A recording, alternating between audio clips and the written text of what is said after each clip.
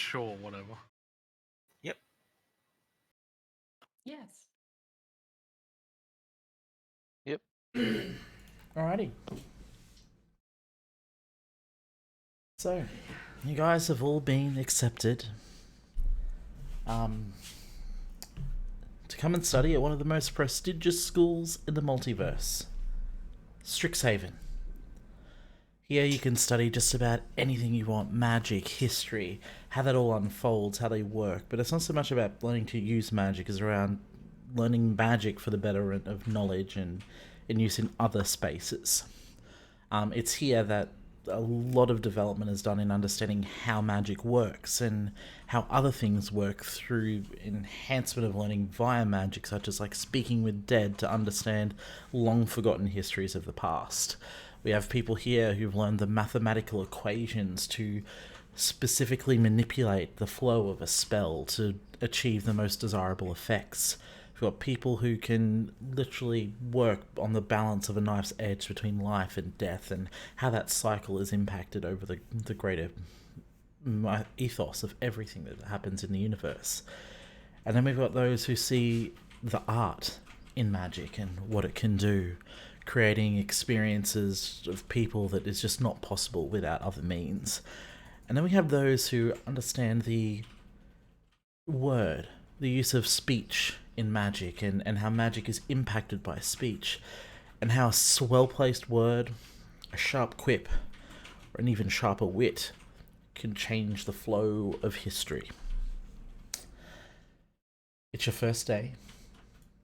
You've all been looking forward to this, for whatever those reasons may be, whether it's to learn, to make connections, to just grow in your own way. And it is where we arrive. Day one. All students are first sent to their dorm rooms to find your room and where you'll be staying. So, going to move us there. You should not have vision straight away, I don't think. You do not own any tokens with vision on this map. Correct. I should That's- go look at his screens.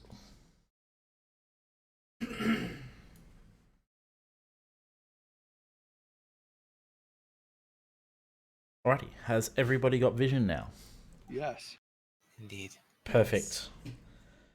So you've arrived to the main dormitory building here. Basically, every year of new entrants, one building becomes available for all of those new entrants, and becomes the first year, and this will be your home for your entire life at Strixhaven.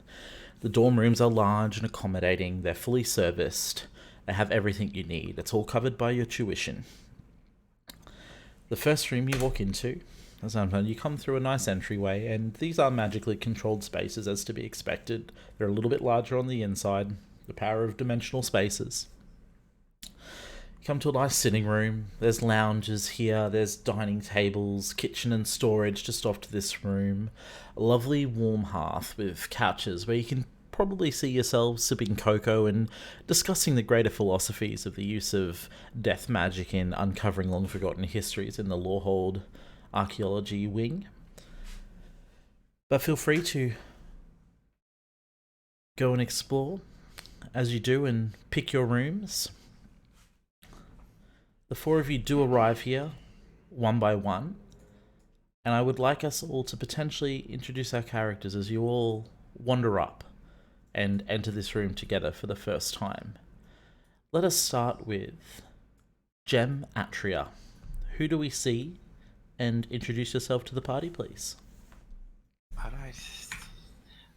So we see a red hobgoblin walking inside. She's got like a kind of nicely a bund up hair essentially on the top, and on the sides her falls to the sides very evenly. In general, clothing and Did you say abundant pear or abundant hair? no, a bundle of hair. Like her hair is bunned up essentially. It's like I thought you were talking about your breasts. I'm like, what? no. So her hair is bundled up on the top, like at the kind of top knot almost thing, tied up, and then but then she still has a lot of hair on the sides, evenly distributed. In general, you'll see her clothing is also the same way. Like, it's kind of practical clothing, not that nothing crazy, just like, breeches and stuff like that, blouse, all that stuff. But again, very evenly distributed. She tends to wear it's kind of like blackish clothing, along with her hair being black as well. Her eyes and the skin are red.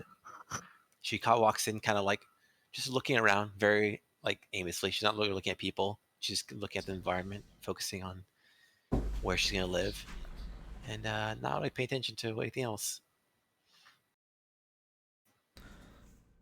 Alrighty. And Holy. So, Holy strides into the room. He is relatively pale for a half-orc, but he's wearing a low-cut yellow tank top.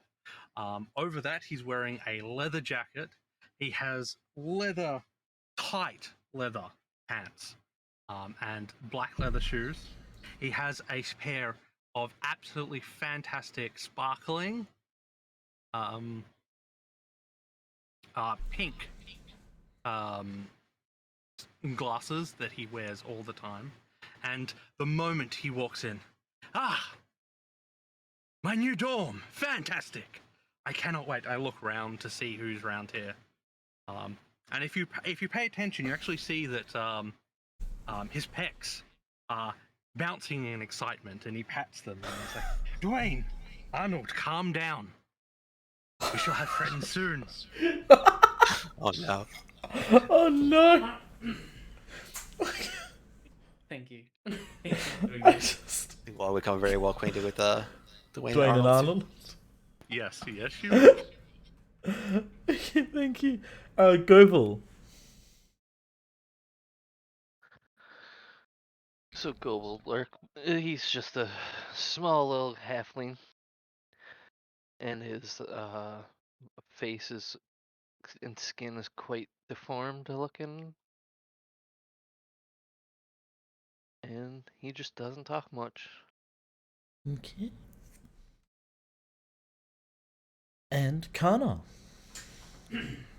Kana is a small, probably about 3 foot tall,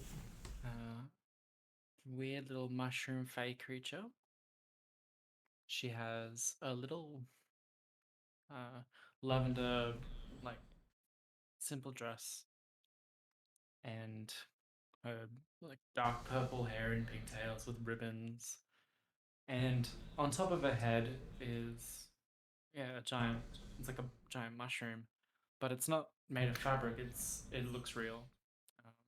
It is real. It literally grows out of her head, and she is quiet. When she walked into the room, she brushed her hand over the flowers and smiled and giggled to herself, but then just takes her time walking around and seems to be quite literally off with the fairies. Alrighty. So as you guys have no doubt discovered, this is a well set up dormitory room for you guys. It's got all the comforts you'd need. You've got room for entertaining friends and guests if you do have parties and all of that. Obviously, dinner parties for discourse. Loud, obnoxious parties are not tolerated by campus, and there may be consequences. You've got a lovely little study room, again with tables and chairs, desks, a small library of common books, nothing too rare there. You're well equipped in your bedrooms, a large bed, there's a chest, a dresser, bedside tables there. You're well equipped up, and those beds are very comfortable. You've got your own private little bathroom for just the 4 of you, and you've got a little balcony that overlooks some of the green courtyard outside. As I said, the pantry is well stocked, and there is an unseen servant that will create food upon request here in your dormitory for you. And as I said, all your food is provided as a part of your tuition fees that you would have paid to get in, and for most of you are probably on a scholarship as being deemed together. So you are in room 104. is your room number. And as you guys look around, you do notice that on the table in the main living room is a letter. And it reads, "To the occupants of room 104, welcome to Strixhaven. May your study be magical and your journey be epic. May the discourse that you engage in grow beyond your years. Now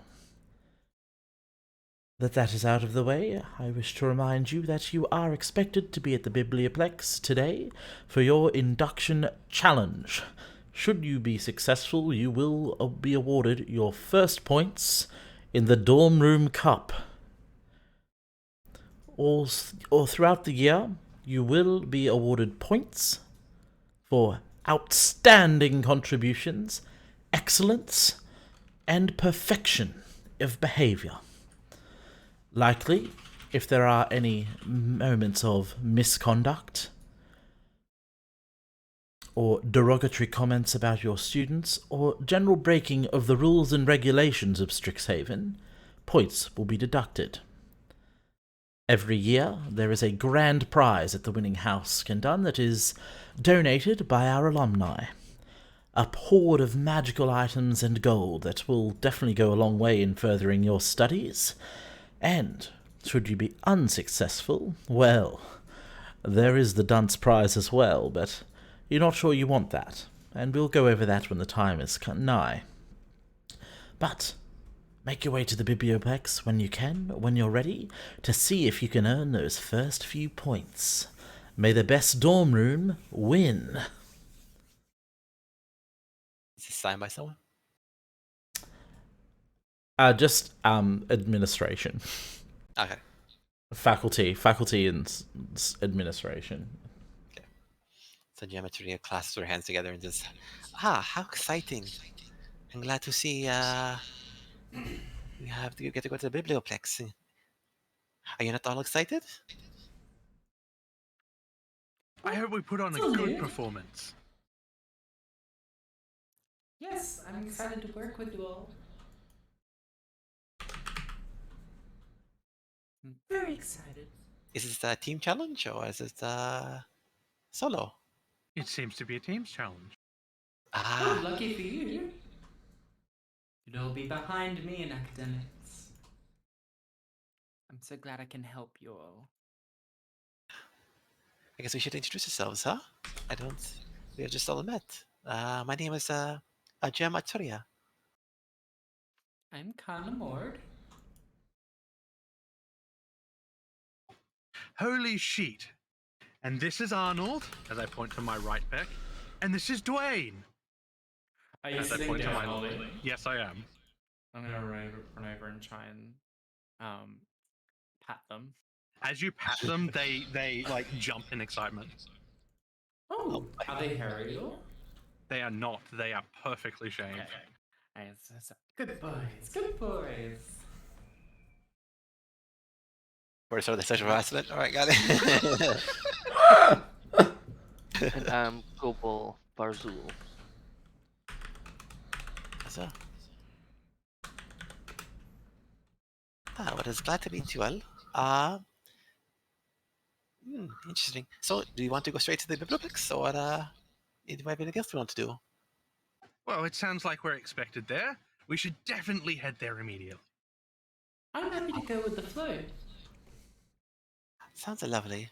May I touch your head for a second? Yes, something on just top. be careful. I might give you some spores. Okay. Maybe not then. It is very much like a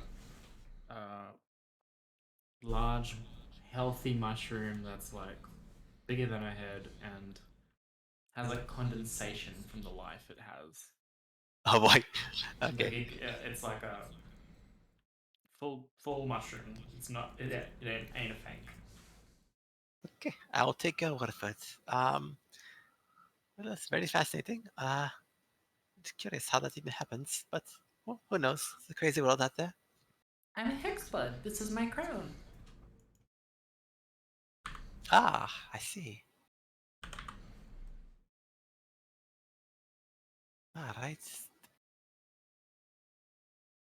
As as I start to stand up, you hear the creaking of leather over my entire body.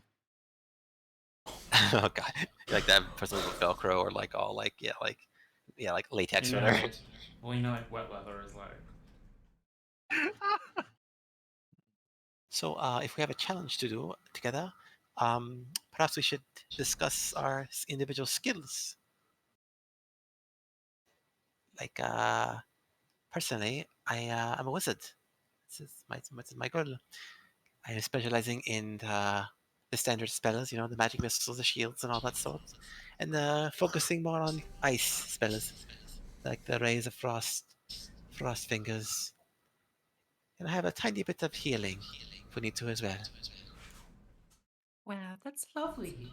Well, I just mushrooms. And she says, if there's anything you want me to blow up, I'll do it. Always happy to spread more mushrooms. Okay. I'm good at hitting things, and then I do a twirl. I grab my crotch with one hand out, and performance. Kind of claps excitedly. So a double entendre as well. All right. You're very talented. Thank you. I'm a mage as well. Ah, Holy may have to be the man up in front, and we'll be the backup team. Well, let's go then. As I strut my stuff straight through the front door. And kind of well and truly keeps up with you. so that farther back, like middle, I guess. Alright, so you guys head over to the Biblioplex. Yes. Okay.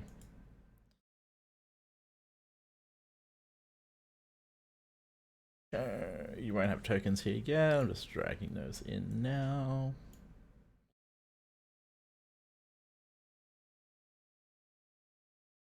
Have I missed anyone? I think I've done someone twice. I see 4 of us. I cannot see. Yeah, I did Goebel twice. There we go. Okay, so before we go in, so you guys make your way through the main area of the academy, the main campus, which is where your dorm rooms are located as well. So this is like the main area where most of the classrooms and study buildings are. All the dorms are here. Your essential services are here. So the small shops that are available for students to buy supplies and items and things they may need during their time here, as well as the Biblioplex, which is the main library here, which also has the special reserve section that is blocked off. And then you've also got there's some cafes, a couple of cafes, a tavern, and some other stands and other buildings as well, where some of the faculty have more, how should I put it, more luxurious accommodation than what you've got as a part of their salary packages and things like that. So basically, as you enter, the Biblioplex is the main centerpiece of the main campus. It is a very large, ornately crafted building. It's made entirely of marble. It's massive, like 3 stories tall, and it's impressive. It almost seems to shine somehow in the light, and you're not entirely sure how that's possible, but it is. As you first enter, I need to be in the game to unpause. There we go. So as you first walk in, you do notice that there's a small sitting area, there's a storage shop here, there's a small cafe that sells basic food on your right, and as you walk into the main stacks and the main central area, It is just majestic. These marble archways, there's tomes seemingly stacked for miles. The infectious energy of hundreds of young adults fill the Biblioplex. You can see there's groups of people that you assume to be first years as they're not wearing their college colours yet, running around, having a laugh, engaging in conversation. Just the sheer wonder on everybody's eyes is so infectious. It's louder than you would expect for a library space today, but from what you overhear from conversations bustle around, from some of the more senior students, they come to here to watch the orientation day shenanigans as people come to experience this and compete in the challenge of orientation. You know you have been instructed as a part of coming here to attend the Hall of Oracles, which is the main central piece of this. Of the library here that you see directly in front of you with that beautiful shining light. Fancy. I love it. Kind of holds out her finger and creates a little mushroom that imitates the same light. Just on the end of her finger. So, yeah, and basically as you do so, the Hall of Oracles in the center is a hallowed hall filled with the statues of the university's past oracles. At the center of the hall, a pulsing ball of magical energy, the Strixhaven snarl, fills the area with bright light, and that's what's shutting off as it sort of shifts through the chromatic colors there, just changing. Like RPG game equipment. But it's what it's doing. It just cycles through and just shimmers, and it's quite beautiful and almost hypnotic, the way it refracts off some of the other crystal off the statues of the previous oracles. And you are supposed to assimilate in here if you want to do the challenge, or you can explore the library first. There's no deadline on when you can start your orientation challenge. Well, do we want to explore first, or would we like to start first? I've got your back. I'll do whatever you think. I'm sure we could probably do it straight away, but I'm sure there might be something to learn as well. Yes, perhaps we could, if we wait a bit, we could see what the other people do as well and learn from their mistakes. I take it this is a classroom of some type?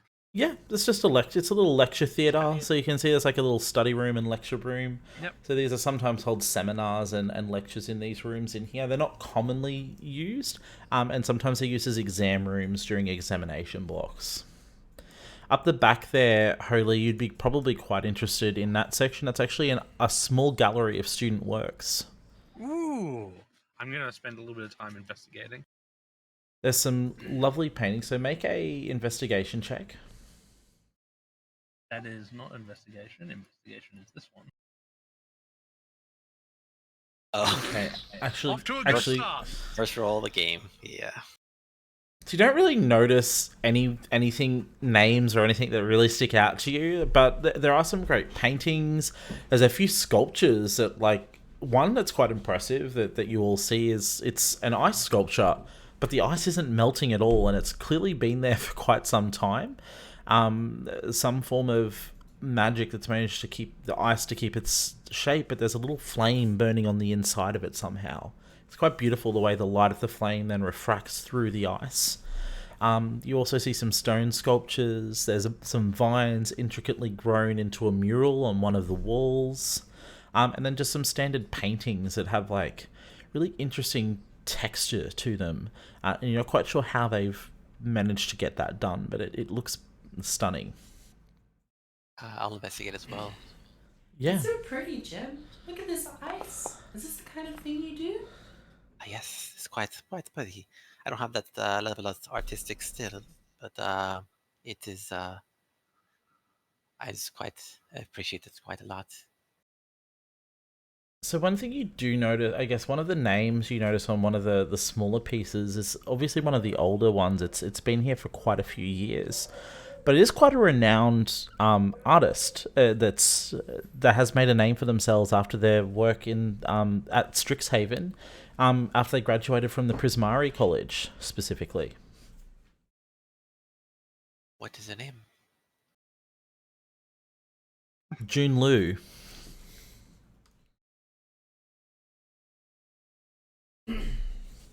Very impressive.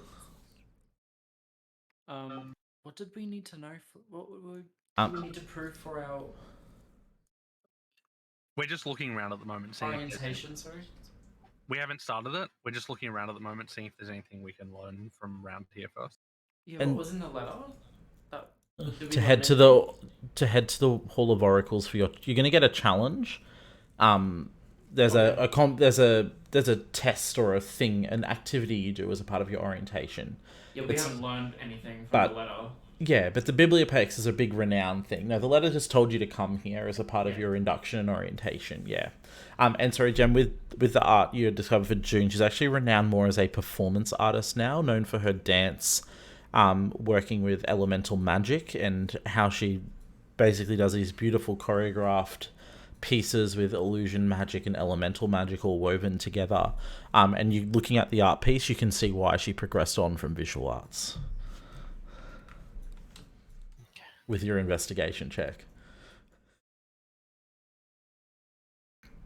So those stairs go up to the second floor, and the stacks are basically floor to ceiling here, the book stacks. Okay.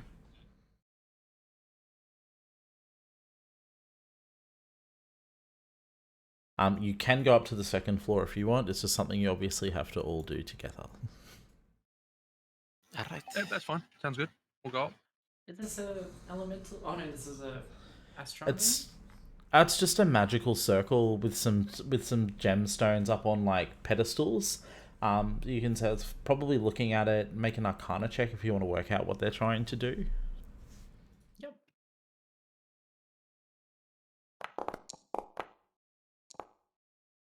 Does a 26 work? Yeah, a 26. Yeah. So you can see that this is a strange mix between some necromantic and divination ritual. And looking at some of the... there's a couple of books that have been left here and not put back.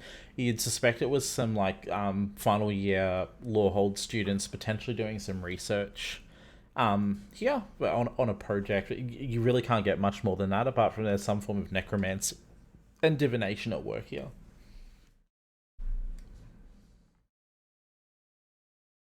Well, do we want to go upstairs before we start our test? I'd like to explore. Let's go upstairs first. Okay, which stairs are you going up? We'll go up these ones here, I think. Yeah, you can take us whichever stairs.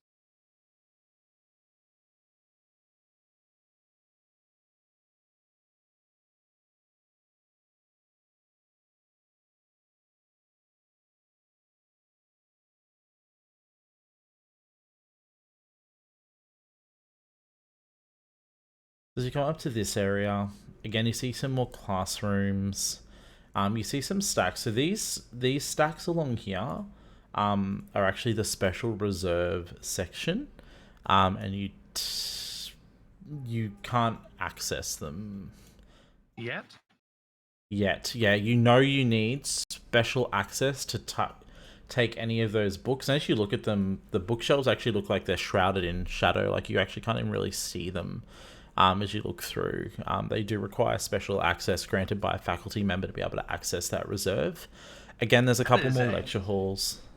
That is a fun effect that they've put on those stacks. Yes, it's a little disappointing though.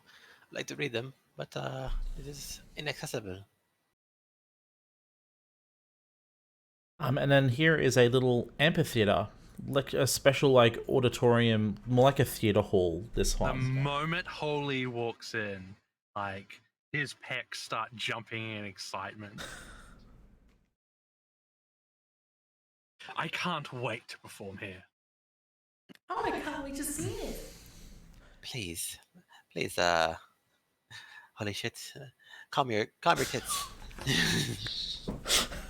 Oh my god. You've been waiting to say Happened that. Can't pay to say. That was not the last time we are going to hear that. No, it is not. I can't calm them. Dwayne and Arnold have a mind of their own. That's a bit concerning. A little concerning, as I was saying, but okay. And there is one more level up too. But So- again, you know it. Yeah. I was gonna It say, is. we've seen Yeah. the Hall of Oracles, an art Yep. gallery, a cafe, and Yep. an There's a amphitheater, the storeroom, Okay. or the Sounds good. storage shop, supplies shop. Yeah. Okay. Let's got one more. We've pretty much One explored more. this level.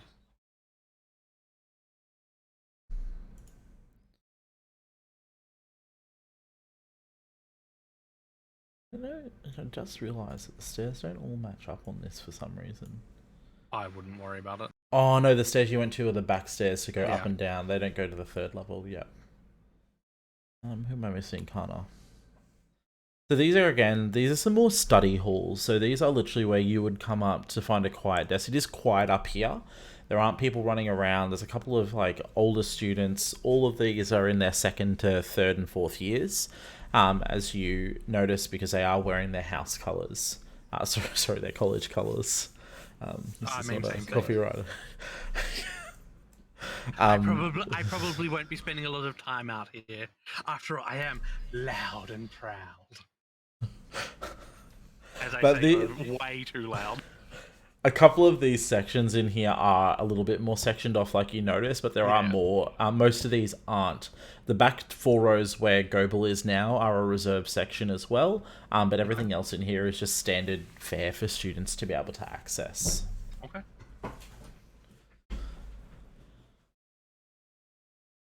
And these are the books up here are most of the mundane and sort of widely accessible works here as well.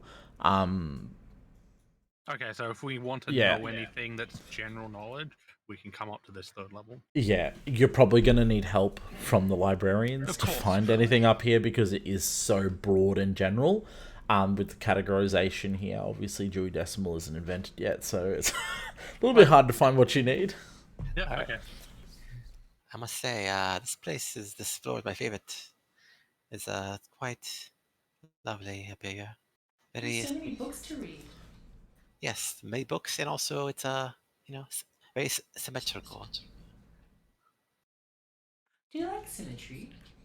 Oh yes, Kind of wiggles her symmetrical pigtails at you, even though one's got like a bow on it and the other one doesn't. yeah. She looks at it like yes, very symmetrical. Symmetry is the beauty of life. You know, it is one for one, eye for an eye. All is fair. So some things I didn't mention, sorry, and I apologize. So I think the one thing you do notice as you come up, the ceilings in these top 2 floors are a little bit lower. On the first floor, it is 50 feet up to the ceiling, and that's how high the books go to. There's like the stacks go. Up here, there are only 30-foot high ceilings, the second and third floor. The other thing you notice as you climb the stairs, there is a magic transporter at the bottom and top that you can step on to transport between the floors. But the stairs themselves are also magical. Like, you notice some students will step on a stair and that stair will just glide down and take them. So they might function like we would see escalators and things like that. You do see one student that is in a wheelchair, and it literally turns into a ramp for them to be able to go down comfortably as well. Some really fancy tricks at this place. Yeah, this place is quite advanced. Yeah, interesting. I can't wait to see what we learn.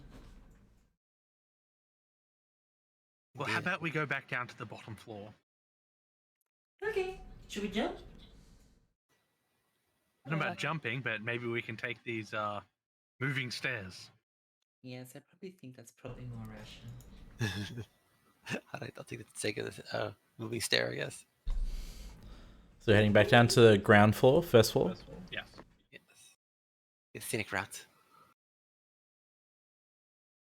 So as you guys are walking around, you do hear, coming towards you, quite a loud person talking. And Holy, they actually come up to you. What you see is a small dwarven person. You'd assume them to be someone who's interested in the similar things as yourself. Very muscular looking.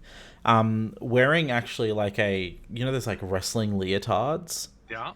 They're wearing one of those. Their hair's red in two big bushy like pom-pom pigtails on the side. Got a sweatband on the wrist. Leg warmers. Oh, look at you, muscle man! Well, look at yourself. What brings you here, boy? Well, we have orientation, and I'm here to learn performance. Well, some things just can't be taught. That is true. She like, And hopefully you'll be lucky not to learn anything from this one. oh, look, the books are for fools anyway. At least you got your head on right and looking to do something a bit more out there and loud and a bit more fun. Proud. Oh boy, we might actually get along. I whisper to Gobo, I'm like, is this how these people talk to each other? Is this a sort of challenge? Or I don't understand this interaction.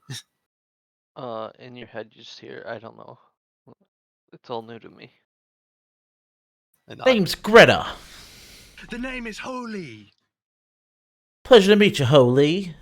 Pleasure to meet you too. And the rest of you? I'm kinda. I should put out my hand. And Ah. as she, like, I go to touch her and put a little mushroom spore on her. Oh, gross. She picks up and eats it. It kind of like pulls at her skin a bit as she pulls it off. Ugh. That's probably uncomfortable. I will stand back a bit, like a little intimidated and concerned about this person's loudness. And it's like, oh, hello. I'm Gemma Tria. It's nice to Oh, meet you. pleasure, Jam. You're one of those bookworm nerds, huh? That's correct. I see that you are very, not that sort. Nah, not me. Books ain't for me. I fucking hate studying. Well, if you need help learning to read, I'm sure I can help. Oh, man. I like you. No, I can read just fine. I'd just rather not, if you know what I mean. But, well, I gotta go find the rest of my dorm. I gotta do some competition or something before the day goes down. I'm looking forward to sign-ups later on in the week for all the events and groups. I am Looking looking to- forward to them as well. Oh, really? You looking to join the Iron Lifters too? Maybe. I got my heart set on it. I can't wait to see what we can do. I'm here on a sports scholarship after all. I see. No wonder you looked so fantastic. Takes a lot of work to look this good, and she like literally starts flexing in front. As she starts flexing, my pecs bounce along with her flex. Yeah, she flexes boy. her guns. This is Jess, and she points to the left. And this one's Tess. This is Together Dwayne they're and this is Justice. Jen and Goble gear up in their heads. Oh, it's contagious. Must be careful. You got, it could become next. Maybe it could be next. I think it's fascinating. Oh, can we talk back to you when we hear you in our head? I think I can just send a message. Okay. I can telepathically speak to. Yeah. I'm gonna keep staying back a little farther. Very concerned about this interaction. Oh, I didn't mean to scare you. I thought you're not scared of me. It's them, the flexers. We'll see you round. I think my companions are itching to get to the challenge. Yeah, you see yes. On that note, sorry, you do see a dryad stick its head out from behind the stacks. Greta, please hurry up. We're waiting. And oh god, sorry, gotta go. They'll have me dead. And she runs off after the dryad. Bye, Greta. It was nice to meet you. Bye. Bye. And yeah, she runs off with her, what you assume are her dorm mates. Was that like an old man or a turtle? As a dryad. Yeah. Dryad. Am I the dryad of this group?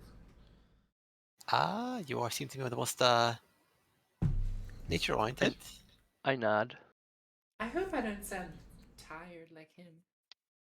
No, you sound very active, awake. You sound like you're here. I'm really excited to be here. So he looks more like an actual tree. So, like, the dryad actually is made of wood. Kind of think like Treant, Lord of the Rings. He's a bit old looking one too, but they live a very long time. Yep. Okay. Cool. We got a tree. We got the mushroom woman, and I wonder what else we'll see.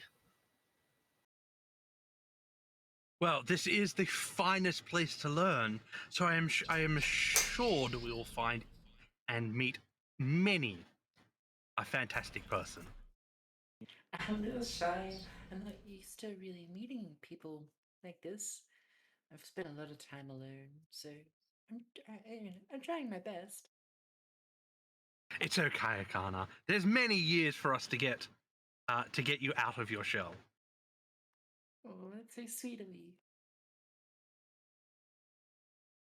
Alright, so you guys heading into the Hall of Oracles? Yes.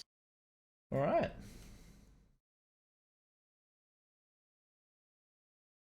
So, as you enter, there's an almost sacrosanct sense of calm that descends on you as you step into the Hall of Oracles. Brilliant scholars! Says a rich and soothing voice radiating from the hall's central snarl of glowing energy. Your attention, please. And basically, before the group of you, materializes a relatively large piece of parchment paper that, as you read through, seems to have a list of clues, as it were. The rules are simple, the voice says. Each clue on this list will lead you to a different location in the Biblioplex. Simply travel to each clue referenced in there and perform the action suggested. Time is of the essence. You have only until the end of the day to finish your hunt. Solve as many clues as you can, because at each location you may win a prize. Now then, off you go. And Jem, just clap your hands like, it's a puzzle. Seems fun. If you all split up and pick one hint and go for it. Do we see any hints or just the Is it orbs? one piece of paper with 5 hints? Okay. Yes, it is. It is. So there's the clues. And that's what's written on your parchment. I'm guessing I'll just go forward and touch the light. Whack. Okay. I slap it like a car salesman. Alright, so you go and touch the glowing ball of light. Mm-hmm. So as you touch the energy pulling beneath the snarl, so this glowing ball energy is sort of on its own like magical sort of floating pedestal. And yeah, as you sort of reach in and touch the magical power, you momentarily lose track of your body. It's just like you touch it and like all of a sudden you have a momentary out of body experience where you're like behind an elevator just looking down at your body as you're overwhelmed by the magical power. And as you sort of your body instinctively pulls back, in your hand is a potion of healing. Yeah. Oh, damn. Have I seen that? Can I touch it too? It happens. Yeah, absolutely. You sort of reach in and touch it, and the exact same thing happens to you. The jolt of power that just courses up knocks your spirit out of your body for just a moment, and you're looking at your body for just a split second, and then you're sort of instinctively pulled back in and pull out your hand, and there's a potion of healing in your hand. Should I put it in my inventory? Yeah, just add one to your inventory. Normal, I assume, or Yeah, just a standard potion of healing. hey, it's free potions here. Why so I'll get one. You also get a nice fun sensation of being knocked out. Yeah, it was something like that. I'll touch it. Okay, Gopal. As you touch it, Uh, which hand are you using? My right. Okay, is that the deformed one? Yeah. Okay. So you feel some resistance and it almost burns as you touch it. Can you make a wisdom saving throw for me, please?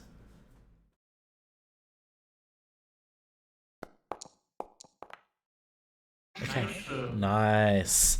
You manage to keep your hand in place. You fight the urge to let go a little bit sooner, and as you do, you're sort of thrust out of your body. You do notice in this moment there's something else attached, sort of hovering, this black, shadowy, dark patch. You're not quite sure what it is, but it's tethered to your body like you are. Just for a split second. You're not quite enough to catch any details, but you're pulled back in. And then you two are also holding the potion of healing. Well, if there's 3, there must be one more. And I put my left hand in. Alright, Holy, as you do, the same thing happens. It's electrifying, and you feel it bounce up your arm. The pecs react as the magic flows through them with a little tun-tun, and then bam, you're knocked out of your body. And admire the beauty that is your physique for just a moment from behind, not getting the opportunity to do that. And then bam, pulled back in, and in your hand is a potion of healing. Kind of claps along for the magic going through his pecs and bouncing. That was very entertaining. Well done. First clue solved. Nice. Good job. Kara, this is all you're doing. Yeah, I'm good at puzzles. Yeah. I think the next one might be commissions. Were we looking at some artworks before? Artwork, yes. I think that is definitely what it is. Should we stay together, or Yes, we should go together. Okay, I guess we have time. I don't know if there's a challenge award extra points for quicker. Well, we may as well go together. After all, we might potentially all get prizes from it. And we might do it better than everyone else. Exactly. Okay. Okay. So alumni commission work. Okay, I'm reading it. Do you have a paper with us? Right. Alumni commission work when they retire, seeking. Yeah, well, I assume we've got the parchment that was underneath that was given to us. So. Yes, I'll just be reading it to our team as we're walking. But yeah, alumni commission works. Okay, I'm gonna like as I walk in, I'm just gonna look around to see if I see anything unusual in here. Okay. Yeah, sure thing. Do you want to make an investigation? Investigation, okay. I would too. I'll do investigation. Also, I can use guidance. Sorry. Alright, I mean, my rolls so far have been good. 21 is not bad for me. So. Okay. So you do notice a Holy doesn't, but Gem, without any trouble, notices that there is a couple of portraits of alumni. Kana, you see it as well. One in particular catches your eye. They've all got plaques on them with like catchphrases of the students at those alumni. These are ones who've often gone out to be more like major players in society. You see a few names from ages long past that have been here, famous mages that have done some time. There's a work of a certain Tasha that might be recognised, a Morden Kynan. Some very famous, powerful mages have studied here once. You often see observant one, and I pat Gem lightly on the back. And this one that catches your eye in particular, the plaque catches your name because it links in with what you're told. At Strixhaven, we were all inspired. And there's a small lever just under the catch of the plaque. We'll grab it. Yeah, so you push on the lever. Yes. Yay, Jen, good job. There's a section of the wall sort of slides down with a great, and then out sort of pops like another shelf with a little box. Its lid pops open, and there's a little like ballerina rotating like a music box that happens in it, and it's playing some like quaint little song. It's quite pretty, but inside there are what appears to be 4 little pendants. Ooh, fancy. One for each of us. That We is can all Yeah, match. you can Perfect. each add a Strixhaven pennant into your and there are each, as you pull the lever, you do feel something reach out that they are actually the pennant related to the colleges you've all basically expressed interest in joining and have made efforts to try to become a part of. So there's one for Silverquill, there's one for Prismari, there's one for Quandrix, and there is another for Witherbloom. Oh, so there's another primer. This is the pennant. Okay. So we just Yeah. put pennant in our inventory, and then it will. That's an actual item. I will add it for you if you. Yeah, I added it already to mine, but it just it doesn't. They're not specific to like each one. At least not the item Just itself. Oh, one no. for everyone. The same Okay. one for everyone. Yeah, it's just the one pennant. Yeah, you can just add the one pennant. They're just in the theme of those ones. Okay. Yeah. There we go. I think I've added them there for you so you can I'll use do it. I'll take the Quandrix one. Of course, I take the Prismari one.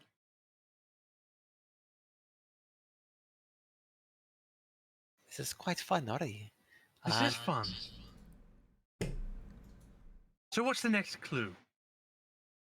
Clue 3. Each group deserves a free treat for their investment. Serve up this list and enjoy your refreshment. So I guess we go to the That's kitchen? got to be the cafe. Yes. Okay, let's go.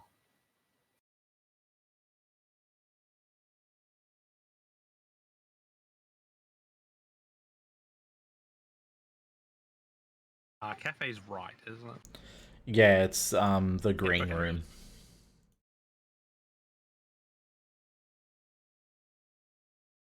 So, as you enter this room, it's one wall of the area is covered with a mural made of a living tree's roots, which move occasionally and make the entire place feel absolutely alive. The ceiling's covered in painted leaves, which change colours depending on the season, thanks to a permanent illusion effect. The magic also prompts painted squirrels to run up and down the mural's roots, and there's painted birds like chirping amongst the leaves. It's quite a beautiful piece of artwork. Holy quite shit, impressive. I love this place. Also, sorry, just Yeah. quick, we're in the room with the inspiration. Just curious, one of those mages that we saw that was famous that came from here happened to be named something Wong. Yeah, there was a something wrong there. You did see that a famous Lawhold student, I would imagine. Yes, in fact he was. If you do point that out, I will say that he is in fact my uncle. Oh, good. This is Uncle this is time something. that's funny because I remember like his nephew being dead. Was it another campaign? So as you guys walk in here too, there's quite a few groups of students, and you see at the tables there's people enjoying some drinks and snacks.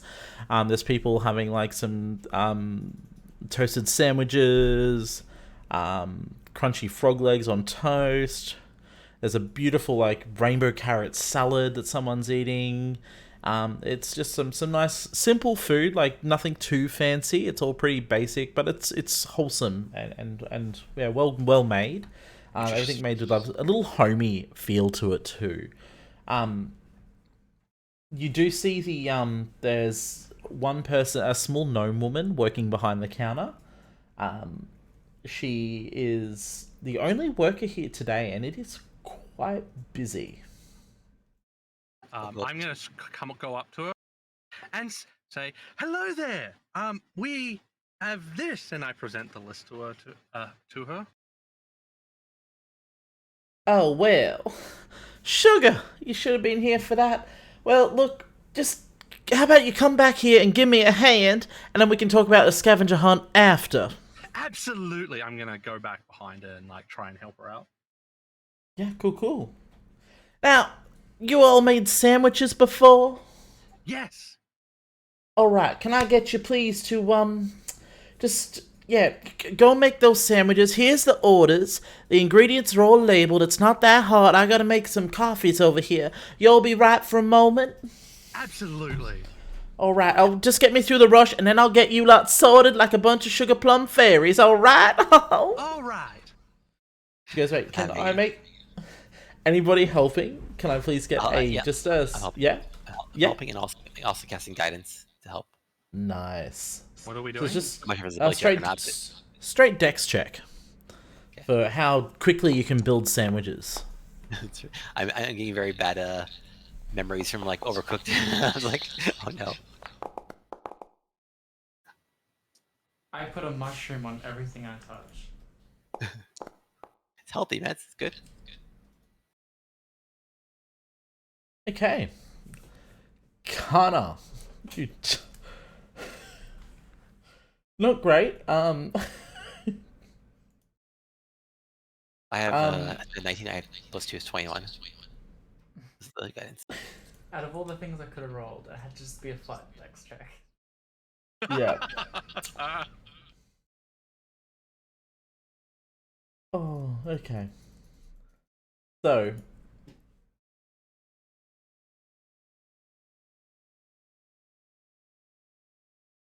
Guns.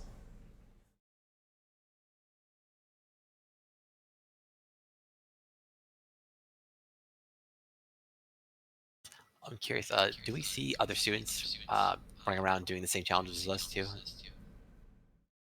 Yeah, so you do notice that, like, basically as you're working, you do see other students sort of coming in. No one was really approached like you do, and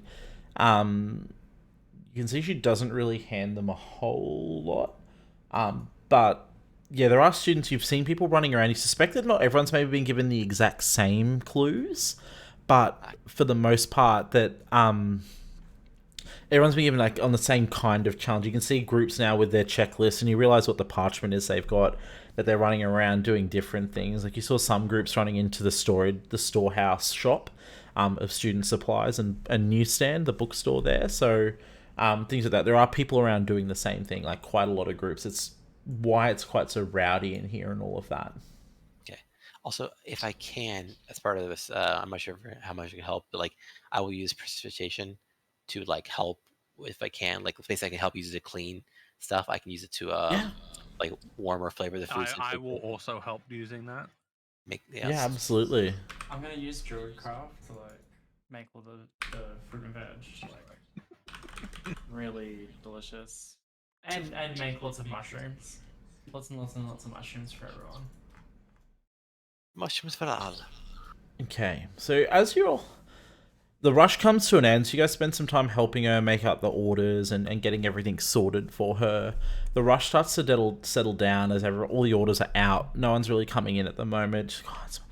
Oh, thank the Lord, and Lord, and Lord. I could not have made it through that rush without your help. Ow. I believe there's a little business about your quest here. Yes. What is it?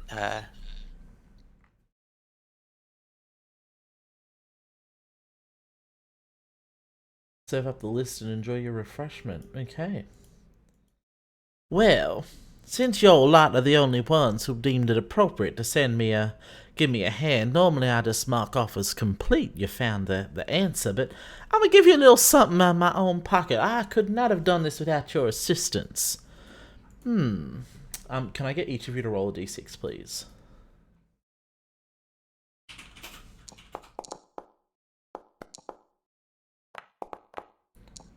Okay, Holy was first. Holy, she is rummaging through a little drawer here, and she gives you an iridescent quill. Ooh. I take it. Thank you very much. By the way, I'm Holy.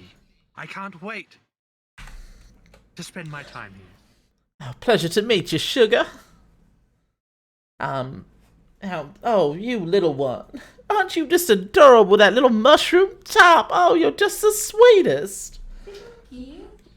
She gives you you rolled a 3. you get a pair of knee-high waders stained with muck and moss.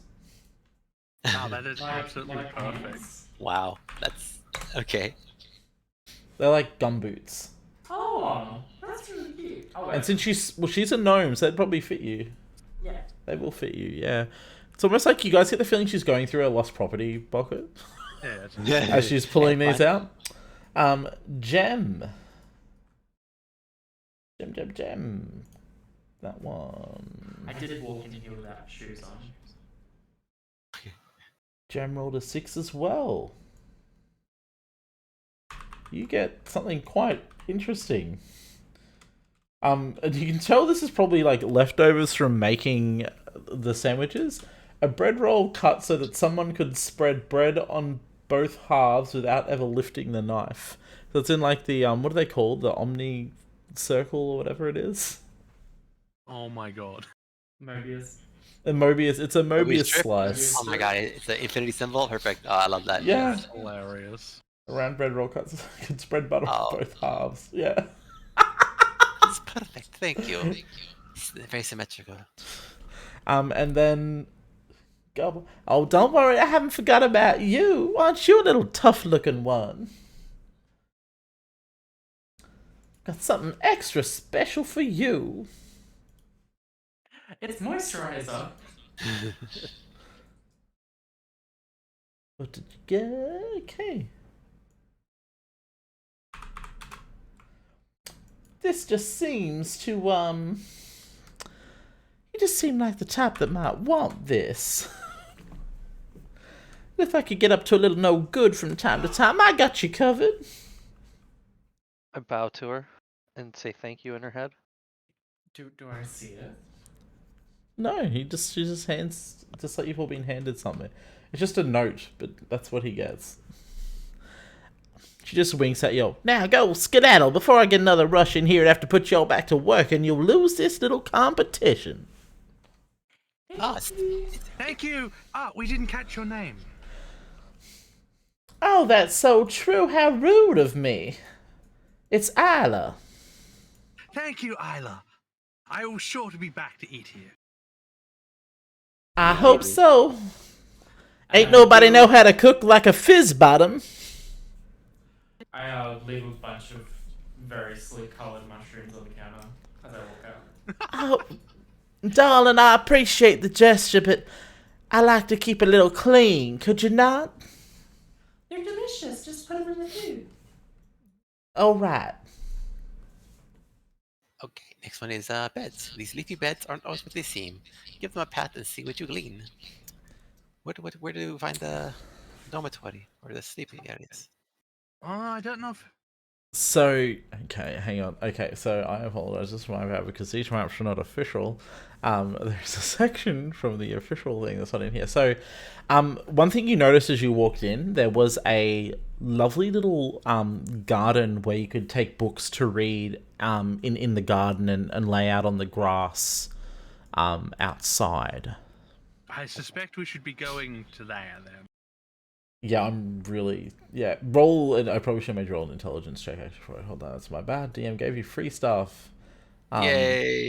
I'm going to go out into that garden Alright, so you said and look around. intelligence check? Yeah. Intelligence. Yeah, to decipher the clue. Like, if you guys don't know it, you can make an intelligence check to try and work out the clue. Yeah, it will help Holy, I guess. Does a 21 get it?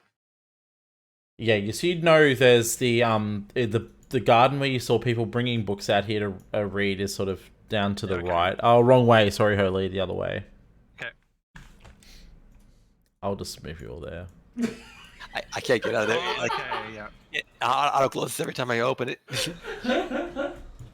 Are you doing that to me, Joey? Okay.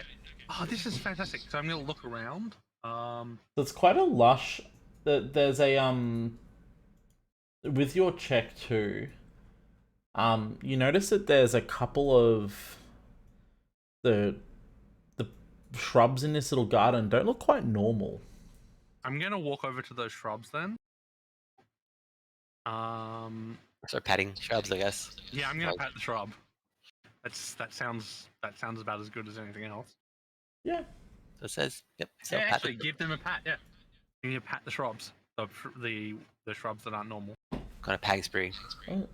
If you pat the shrubs, the branches part, and they reveal a cuddly Strixhaven mascot. So when you do it, Holy, yours is the what the hell is the one you want? It's the mascots.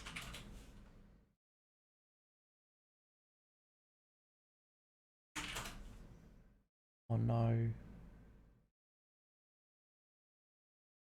I just can't find the mascots. Where did I put them? Yeah, go give it to us later. It's fine. Is it an item?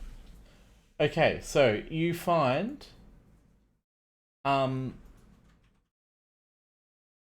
I see. I'm called Cuddly Strixhaven Mascot. yeah, so you add one. So for you Holy, it's an art elemental. A little cuddly, like it's a plush toy of the art elemental, which is the mascot. It's in a big, like, a lavish pose with a hand up. And it's got this beautiful performing smile on its face. It's a little plush toy. Why, this is fantastic! I'm going Did to you- carry it with me always. Did you do it as well, Jen? Yep. So you find the Fractal Mascot, which this one is all about, like, you can see geometric shapes in it. It's like, it almost looks like it could bend the rules of reality and existence. I'm gonna press it to my left bicep. Quite beautiful. Okay. It reminds me of a bismuth crystal. Yeah. What do I get? You get a pest. Great. Yeah, So it's pest. a tiny little. It's a pest. It's a tiny little, like, it's like a worm thing that, like, eats things, and they're like they're integral to the cycle of life and death. That's what they encompass, and that's why they're a symbol of Witherbloom. They're all about the consumption of death to create new life, and they're always found around death, but they're living at the same time, which they sort of that dual mentality of this creature. Is it like a living thing? No, they're just adorable little plush toys. Oh, I type it into like the mushroom on my head. Into Yeah. like the the canopy of it. I forget what it's called. Oh, Okay. yes, the hat You part. know, Yeah, Yeah. The inside part. yeah. Underneath the. Stick it up there. I don't know if can you guys see the items I've added to the items tab? No. No, but I found it in the compendium. Yeah, I found it in the compendium, so it's fine. So yeah, okay, yeah. So obviously, as you press yours to your arm, Holy, it gets stuck there. This is fantastic, and I move my arm around. This is hilarious. I love it. And then, do you pat the one as well, Goebel? Yeah.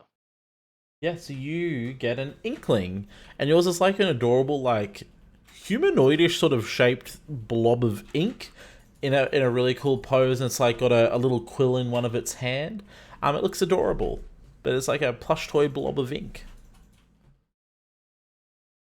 You can all add a cuddly Strixhaven mascot to your inventory. Already have. Already have. Well, looking at the fifth clue, I think we all know what we have to do. Uh-oh. We have to perform? I don't know if I'm good at Let it. us go to the amphitheater. Did everyone go to the stage before with Holly? We did. Just me? Yeah, I won't. So I have to follow.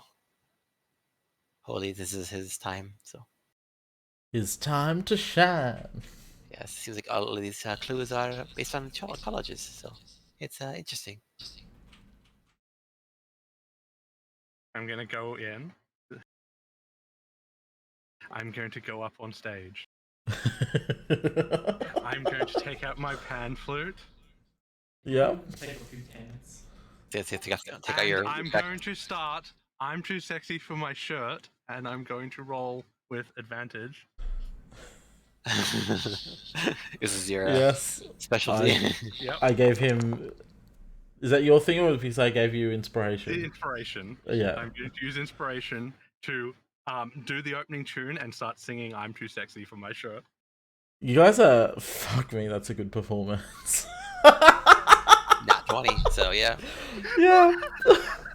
So you actually start to draw a crowd, like other students that have been doing the thing, like they hear it and like you see them stop as they're walking by and come in and sit down as you start performing.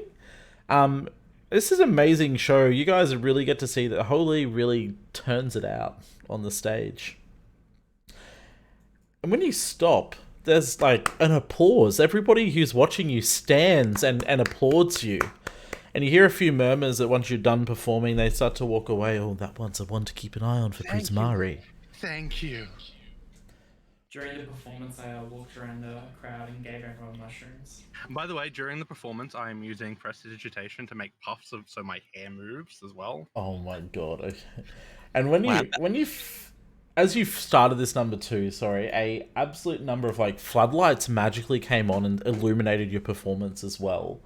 And one thing you do know, they snap on around and they're actually around the perimeter of the stage. So on the bottom, like illuminating up to you, they lit you up. After I finish the song, I'll then go over to the lights. And there's 4 of them. So you go up to one. You can see there's a little recess in one. And in where the lights came from, and there's a hooded lantern in there you can pull out. I grab one too. Yeah, and as you guys take that, when you take one out, the light goes out. But you can add a hooded lantern to your inventory. Nice. Congratulations! You have been successful. Welcome to Strixhaven.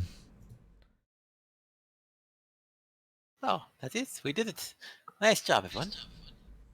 That was fantastic. I just loved it.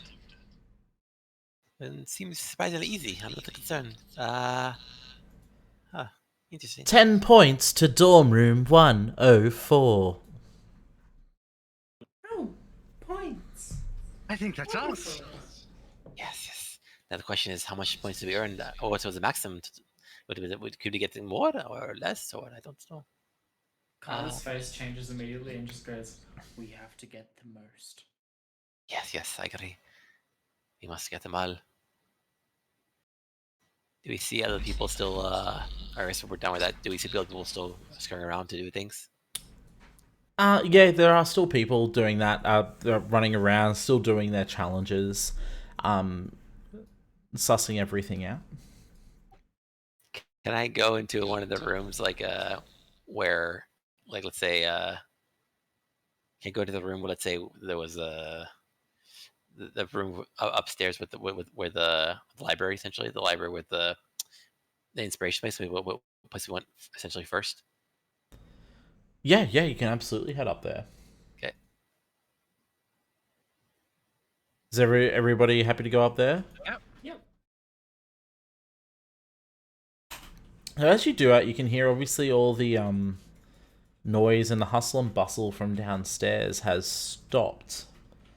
It starts to fade out. You can hear it coming up through the middle because obviously there's this big cylinder where like the tips of the statues of the, like you can see like the staves they're holding just come like halfway up this floor in front of you from the statues in the oracle. But as you come up, you can hear the bustle and that downstairs. It's not super loud. It is quieting down. All of a sudden from up the back, up the down on the ground floor, sorry, you hear someone yell out, "That trunk! It's got teeth! Help! Anyone! Stop it!" Oh, I'm coming. Quick! I'm gonna start running down. Yeah, you guys can use the magical teleporter to go straight down to the I'm ground using the floor. Yeah. Alright, teleporting. And chaos has absolutely erupted as students are running out screaming because there are mostly first years in here. You haven't seen a whole lot of librarians. They're all made there. So this is happening at the back end. In one of the rooms. Sorry, let me there, but basically students are running out in all directions. With I books and run papers towards flying where everywhere. running away And from. basically you can see the staff are trying to work out what's happening. I'm going to quickly move you all because you would have come down. We would have come together. Yeah.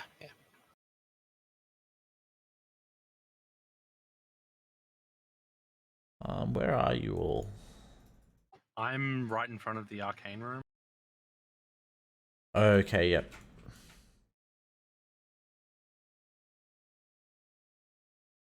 Not in there, but just over here.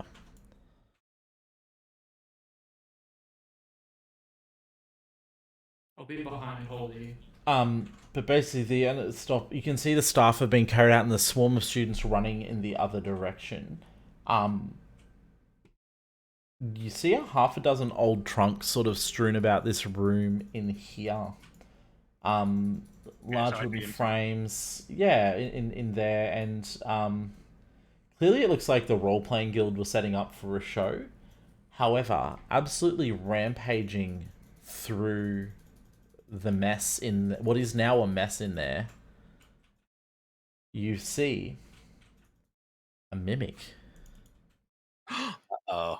We must protect the students.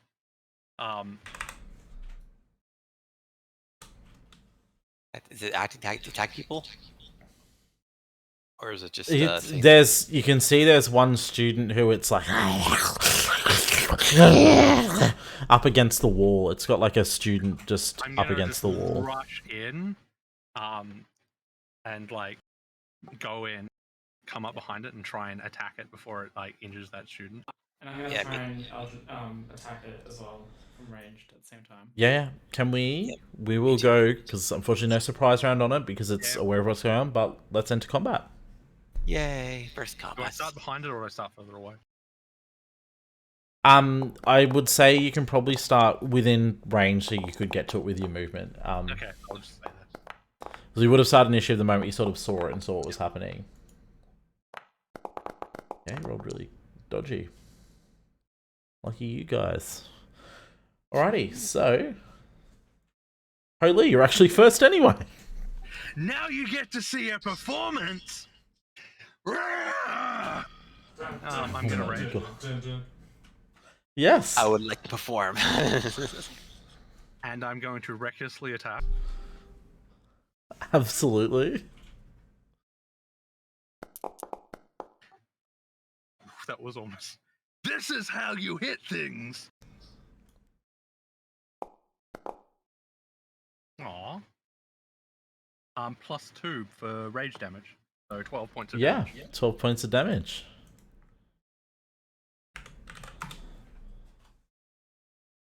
That is Takes a hit. turn. Goebel, you're up. I will run into it. Okay. Get right next to Holy, and then I'll touch it and inflict wounds. Ooh.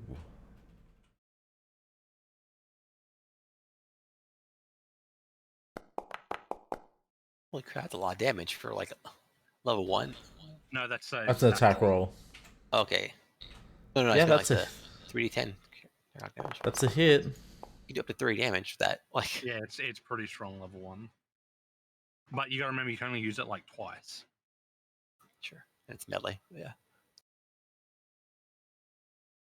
Oh my goodness.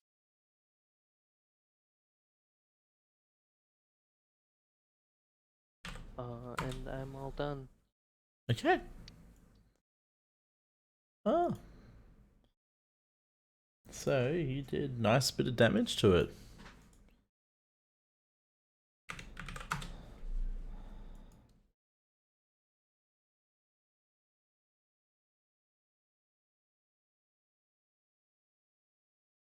Jam, you're up. I move up. I see the mimic attacking, and I will cast Magic Missile. So here they go. Alrighty. Oh, Magic Missile sometimes doesn't work. You might have to roll it normally. Okay. Well, I'll see what happens first, then what Yeah. happens. Yeah, it should have been. That's not incorrect. Just do that 3 times. Yeah, I guess. Yeah.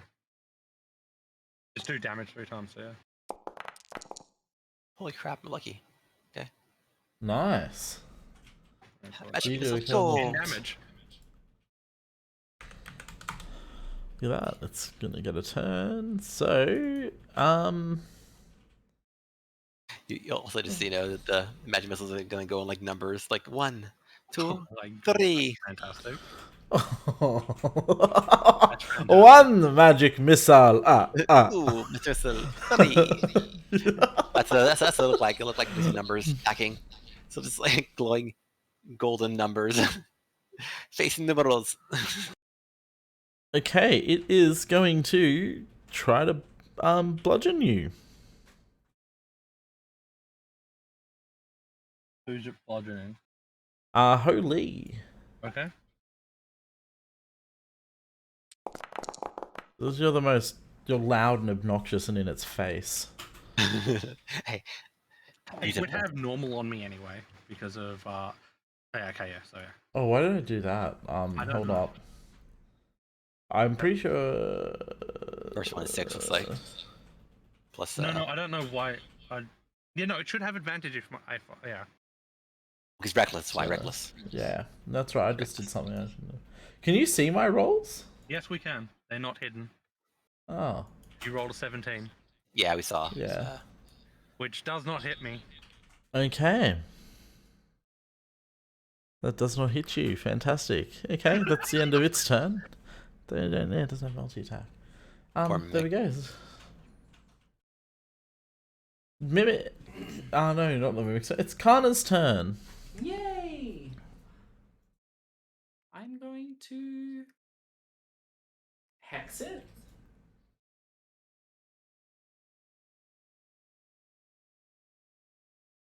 So like just a mushroom grows on top of it. And it looks really like gross and ominous and like oozing. You see its tongue tries to like flick up and lick the mushroom off it, but it can't. And then I'm going to blast it.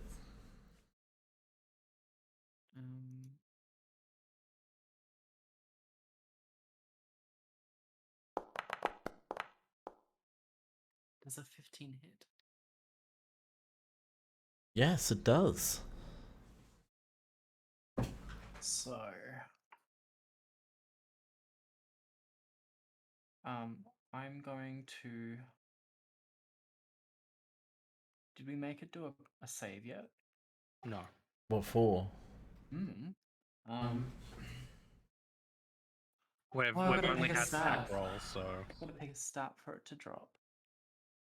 So I will pick. I didn't think about this. Quick.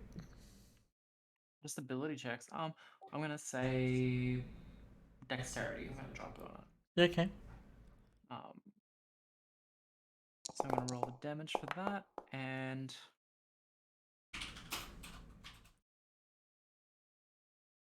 Damage on from the hexed mushroom as well.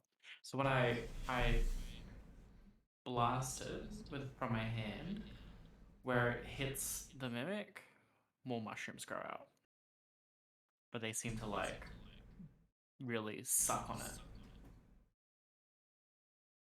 Okay. So what was your damage? 5 damage. Perfect. So you do that and you sap a little bit of its life out of it. Is that the end of your turn? I'm going to step out of its line of sight. Okay. Holy. I'm going to come up over here. Yep. And then I'm going to attack again in an angry rage. We get advantage by flanking. Yes. Yeah.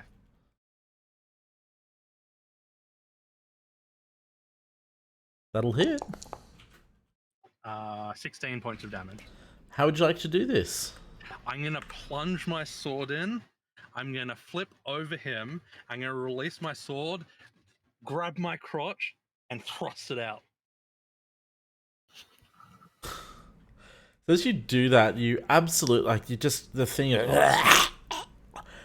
and as you notice, the last bit of life fades from it, it does something a little bit unusual. Rather than becoming a dead mimic, the mimic elements to this thing just fade. The teeth start to fade away like they weren't there. The tongue just melts and just disappears, like it's just turns into mist, and reverts back to a normal chest. Now broken from your brutal assault on it, but it's a broken and battered regular chest now. And just in that moment, as you're doing that and you're in your victory pose, students, well done! A professor comes around the corner. Professor Sharpbeak, ruffling her feathers with pride. She's a woman there, and you would recognize her as someone you've probably met during or read about. She's a guidance counselor, Professor Sharpbeak, and she had been overseeing the orientation activity. She's one of the listed staff on duty that you could look for if you needed help today. Such bravery in this incoming class! What a bizarre occurrence! I can't remember. Well, no, not to my knowledge at all. I've never heard of such things. I mean, I can't remember any of those old costume trunks ever bearing a hint of magic, let alone that manner of transmutation. Well, I will be having a word with the equipment managers over at the Rose Stage. This sort of thing should not be happening, especially on Orientation Day. But lucky for us, you lot were here to save the day. Thank you, Professor Sharpbeak. We are definitely going to be your brightest students. Oh, I have no doubt, but bravery and brightness don't go hand in hand. I expect you to study hard, young... What was your name again? Mord, Carter Mord. A pleasure, young Kana, and the rest of you? Holy sheet! I'm Gematria. And I'm Gobel Barzu. I now take my longsword out of the trunk. Which room are you all from? 104. Yeah, it's gonna be a class of 104. We just earned 10 points in the challenge that just happened. Well, I've got some good news for you there, Gem. 10 points to room 104! She proclaims. And all of a sudden you hear the disembodied voice of the Snarl. 10 points to room 104. It really is like the book that won't be named because Yeah. you know, finishing the orientation trial seems to be the same amount of points as defending the school from an ongoing threat that the staff couldn't handle. 10 points, like, oh, okay, thanks. For outstanding bravery and initiative. Before we go, can I have a look over the trunk while this is happening? Yeah, make an investigation check. Also, I'd like to That's ask all her, perception. Oh, okay. I'll roll perception because I'm better at that.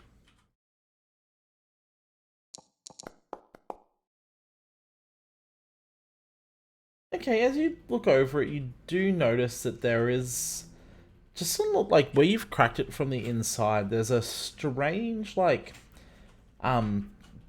black and oily substance on it. It's not like the blood of the mimic or anything like that. This thing's actually a little bit unusual. It seems to have been, like, it's been rubbed into the whole thing. Like, the whole thing is coated in this now that you look at it. Professor, is this black stuff that's being coated, it's coated in normal? Oh, no such things. I'm not really one to take care of furniture. I have people that do that for me. It's probably just leather conditioner or something like that that's spilled over. These role players get carried away with that sort of nonsense. Perhaps they've been oiling up some leather costumes or something. Oh, I understand that. And like I pat my leather jacket. You know the role players are. Yes. Well, it's... What have the rest of you got planned for the afternoon? Earning more points. Can you get more points? Is it the way? Is it a way for us? More points. We don't just hand them out like candy, though today is a little bit different apparently for you lot. It's 20 points on day one is quite a feat. Well, will you happen to be able to tell us how many points we could have earned? Could we earn more points? Or is there 10 the maximum for the challenge? Well, 10 is the nominated award for the challenge, and then staff members will hand out points as they see fit for, I don't know, acts of bravery defending a fellow student like you've done today. Ah, it's like extra credit. Exactly, extra credit. But we just hand them out as they're earned, so there really is no capacity. It's just however many you happen to earn, you earn. And the room with the most points wins, and boy, oh, let me tell you, the first year prize this year, I wouldn't mind a dip in that little pile of treasure, let me tell you. Oh my god. It's all back. He's back. Well, I plan on familiarizing myself with the academy.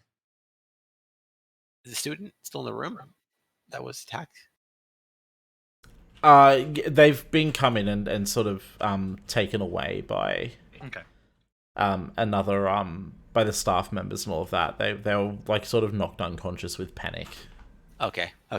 Yeah, I'll ask by the leaving. Like, is he hurt? I can heal if necessary. Oh, we'll take him to the healing quarters, the infirmary. He'll be looked after well there. All right. Is there anything else I can do for you lot?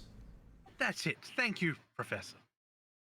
Thank you. It was a pleasure meeting such a lovely bunch of prospective students. I look forward to watching your education and development unfold. My door is always open if you need anything. And I look forward to studying here. Did they tell us, or did she tell us her name? Professor Sharpbeak. Okay.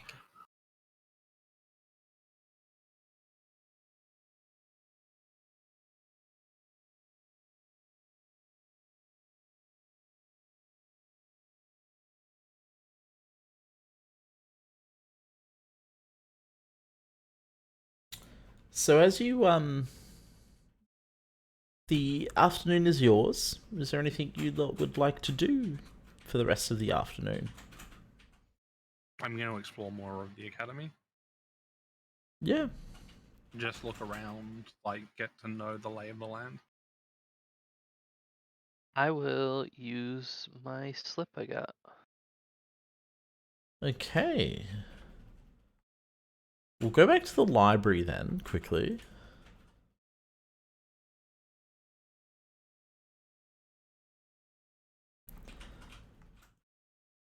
So as you head up, there's like you can find one of the desks without any difficulty to find one of the librarians there. Yes, what can I do for you there, young sir? Yes, I have this, and I hand the slip to him. He pulls it out, and he's got like some low spectacles sitting quite low in his nose. It's an elder orc gentleman, and pulls it out and screws his face up a little bit. And what, may I ask, are you accessing the reserved stock for, sir? I was just trying to look for any books that might have to do with reversing any kind of possession. I see. Who gave you this permission slip? Doesn't it stay on there? It's just got a stamp of approval. It doesn't, really have their name. Which professor gave this to you, sir? Sharpbeak? Can you make a deception check, please?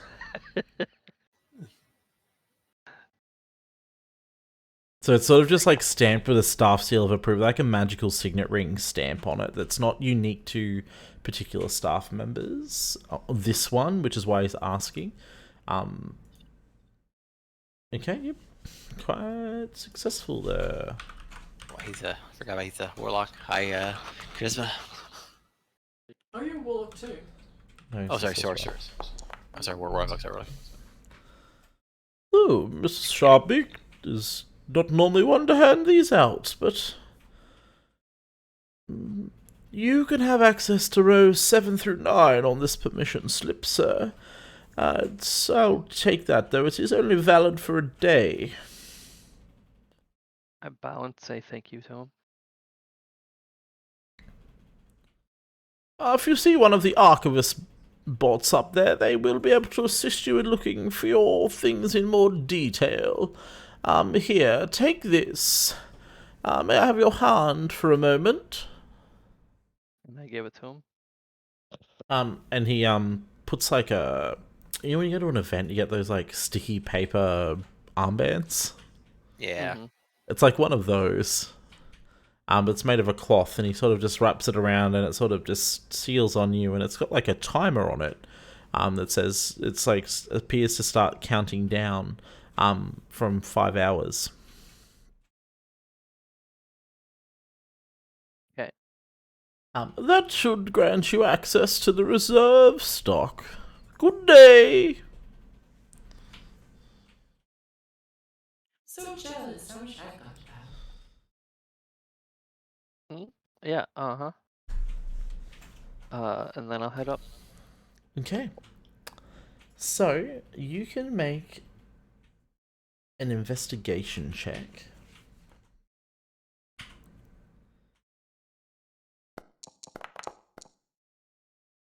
Okay. So you find a couple of books that seem of interest. Dealing with minor, like, demonic possession, spirit possession, summoning rituals, banishing rituals, a whole heap of things on fiends and extraplanar beings, and how to deal with those and crossing them, and then curses as well. That all sort of have this intersection of negative magic and negative energy, that sort of you can start to research, and you can spend a couple of hours taking some detailed notes on those, and starting some research if you'd like.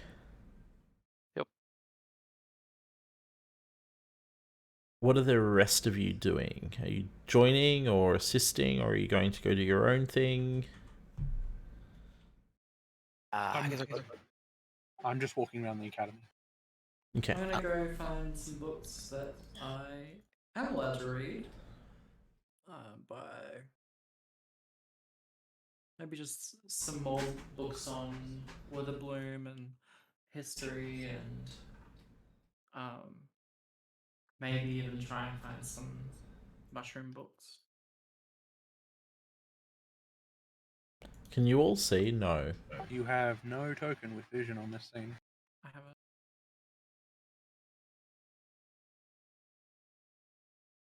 There we go, now I can see.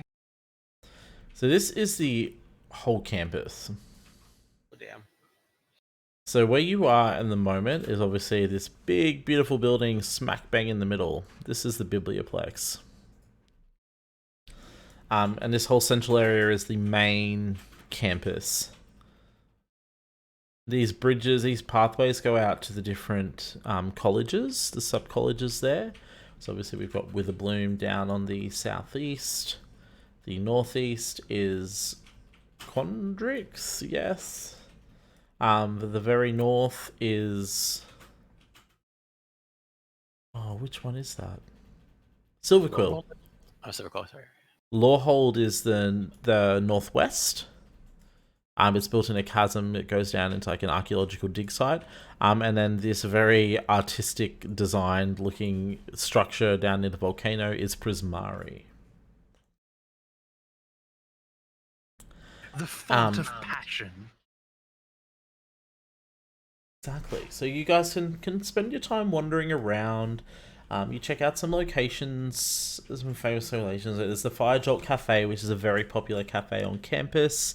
You can go and get food and coffee. A lot of students come here to study as well. It's got set up for that sort of thing. There's the Bosan Tavern, which is a popular tavern where students will go for meals, for a few drinks, and to spend their weekends in recreational time. You go past the stadium where various sports games are held. There's some of the residential areas for staff and students and events. The Rose Stage, which is a outdoor theatre that's sort of set up for performances for the Prismari and Silverquill students, to practice like reciting their poetry for Silverquill and speeches, and then the performance arts from Prismari. You can wander into some of the colleges. You can't access a lot of areas in them, but as you do, you're met with like there's almost a beauty to it in Witherbloom with the swamp, and how it's sort of this deathly but lively at the same time. There's a real beauty to it, but it's dangerous and dark and so alive all at the same time. As you go through Quandrix, it's beautiful, the structures here, the sheer design that's gone in, the floating islands here that are interconnected. Everything is structured and purposeful here.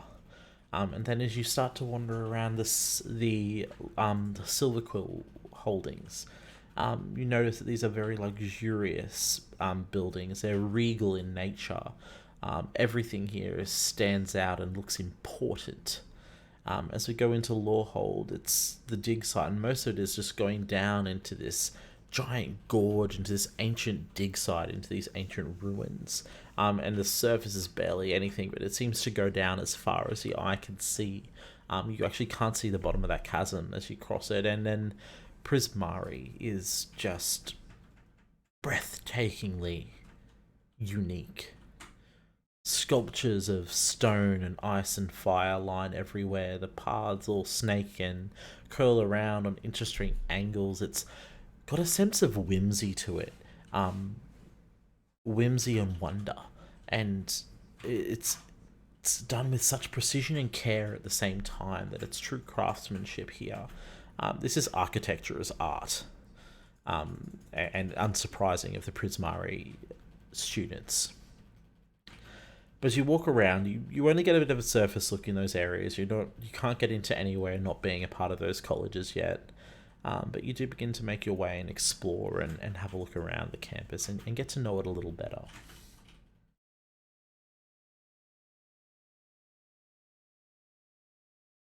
Okay, I'll double explore what I can for Quandrix. What they let me at least, especially if they let me, especially if they let me in the Arithmodrome. No, definitely not yet. Okay, I'll just stand out there and look at it, pine for it, like look at it, like ah. Go back to exploring. As you wander around, you do start to the sun is getting low. It is getting late-ish at this point. Was there anything else you guys want to do before night falls? No, not really. You guys want to like hang out for eat dinner together? Sure. Sure. I hope you like mushrooms. Sure. Some mushrooms and some other stuff. Do you want to visit the new cafe they have here, or the famous cafe, the Fire Jolt? Sure, sounds good. Do we have we spend our money here essentially, or is it we get free food here essentially? So Fire Jolt and any of that, so you don't have to pay for the food in your room, but at any of the establishments, you're gonna have to pay for it. Okay. Which might we have? You never know. Let's see. I have money. Whatever. I'll splurge for the first day. I have Okay. I have 15 gold, so I mean, sure, things aren't gonna be that expensive. Who knows? But Are we guys going to the cafe or the tavern? Sorry, for dinner. Fire Jolt. Sure. So it was free at Fire Jolt, is that what you said? No, it's free at our room. Everywhere else we have to pay. Oh, well. I'll come along just to hang out. Yeah. Fair enough.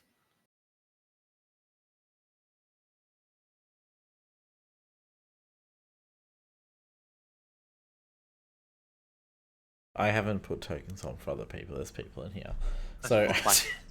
We'll just, I figured it'd be pretty like full. So I'm only gonna put tokens on if there's stuff in here. It's really just a map for flavor's sake. Sure. So yeah, but we make it to the Fire Jolt Cafe, which is it's quite a homey sort of place. As you can see, it's got all these tables around the entrance. Are all study tables around the back, the bottom near the entrance, where there's some books. There's the newsstand store where the books are. They sell like magazines, newspapers, news clippings, all of things like that. Is there a local tabloids. newsletter or newspaper for like the campus newsletter, as well as greater published works and that as well. And they seem to be able to get them from a lot of different places. Like you can see, there's like the Waterdeep Gazetteer is available here. The Greyhawk Daily is available there as well. They're getting all these different papers from all over the realms. Here. I do love me a bit of gossip. Oh, I'm going to buy the Waterdeep or whatever it is Gazette. Yeah, Waterdeep Gazette. Yeah. And buy a copy of that. It'll be 1 copper. Okay, 1 copper. I'll buy the Greyhawk. I'll buy, well, actually, what other places are? So, Waterdeep. Yes, Waterdeep, Greyhawk, pretty much anywhere you can think of. They've got like a magazine or a newspaper from those major cities and places. Okay. I'll go Anything look. from the Feywild? Pardon? Anything from the Feywild? Feywild, not really. They're not really renowned for written text there. I wouldn't really be too excited about anything like that. I'll look for one for the for Candlekeep. Yeah, you absolutely. There would be like the Candlekeep. Theirs is going to be more of a periodic journal, like rather than a like like those like where they submit articles about research, like those science journals. It's one of those more so for Candlekeep, around new and interesting additions to the library that they've gotten recently. Someone who's uncovered some really interesting sort of interpretation of an old text and things like that. But you absolutely could get like the Candlekeep journal, Candlekeep monthly.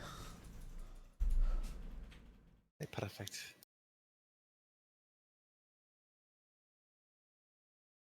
Over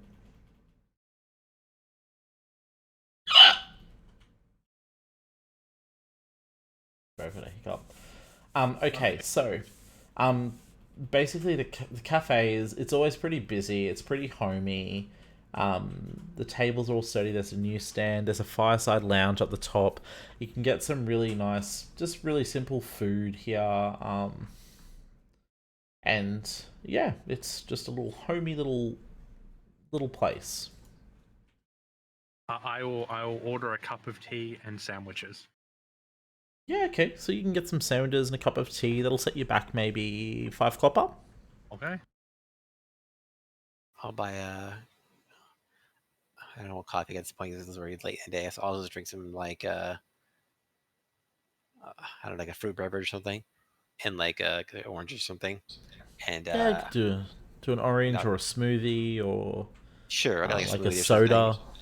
So they relax, like alcohol. I can actually like alcohol drink, just kind of like relaxes the end of the day. So like, oh, you want alcohol? Yeah, well, I mean, I don't know. Do they have alcohol here? Probably not so much here. Yeah, no, sorry, not the Fire Jolt Cafe. You wouldn't get alcohol. You'd have to go to the tavern for an alcoholic beverage. This is more like you come here for work and study and to relax and have conversation. Of a more academic level, whereas the tavern would be the place you go for drink, let loose, non-study work related sort of moods. So unlike Holy's attitude, when he drinks tea, he drinks it exceptionally refinedly. He drinks without making a sound, and when he puts down his cup, you couldn't hear even a pin drop.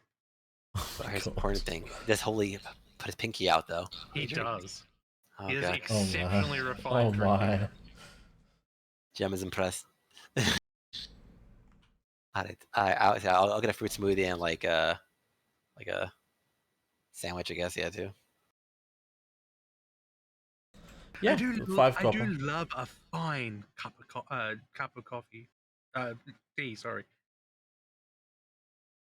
Tea. Do like a steak and potatoes, but like really rare.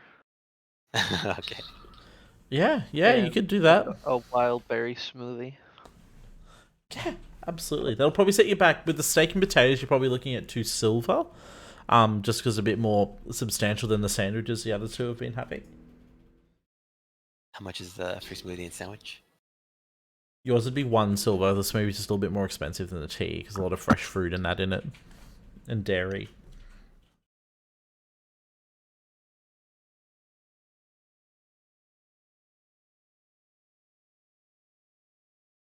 So how did we find our day at the academy? Oh, it was It was quite. fun. And we all got a chance to learn a lot about each other. We did. I can't wait to be spending time with you all. Yes, this campus is quite interesting. So perhaps we should discuss talks about our lives a bit. You know, we will need each other's skills to progress here, right? So the more we know about each other, the better we can do. Well, go on. What would you like to know? So, what do you like? Are you coming here? Like, what is your purpose in coming here? I'm here to perform, baby. I'm mostly here because my family was possessed a long time ago, and it's gotten me. So I'd like to see if I could get rid of it. Oh Oh. my! After hearing him say that, maybe I'll like try and do like a check to see if there's anything I can see. So you're possessed by a ghost or so? An evil demon? Oh, interesting. Okay, I look. That's Definitely my. horrifying. If there is anything I can do, just Pardon? tell me. Thank you. Last me in the game. I did. What'd you ask? If there's a Yeah, check I you could can do to kind see of what's tell wrong with it. what it's done Oh. to me as you look at his body. Yeah, you could. So sorry, I missed that, Kana. You could probably make an medicine check or an arcana check. Actually, make both.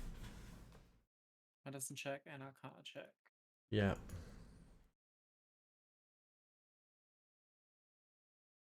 I'll do, I guess. Well, and I'll have guidance. Lots of 20s. So I mean, with Goebel's story, it's the markings that you see on them make sense now. The physical manifestation of the demonic blood in the family line is sort of evident on their face and arm. It starts to, with that context, you no longer just see deformities, you actually see they've been marked by this thing. Is this like a curse or something else? Yeah, I don't know. It's just always been in my family as far as I know. Huh. What happens to the rest of your family as they get older? Do they transform? Usually they die when they get old. Okay. I mean, die early or like still die late? No, it's just normal. Oh, so you live a normal life, but you have this But possession as well.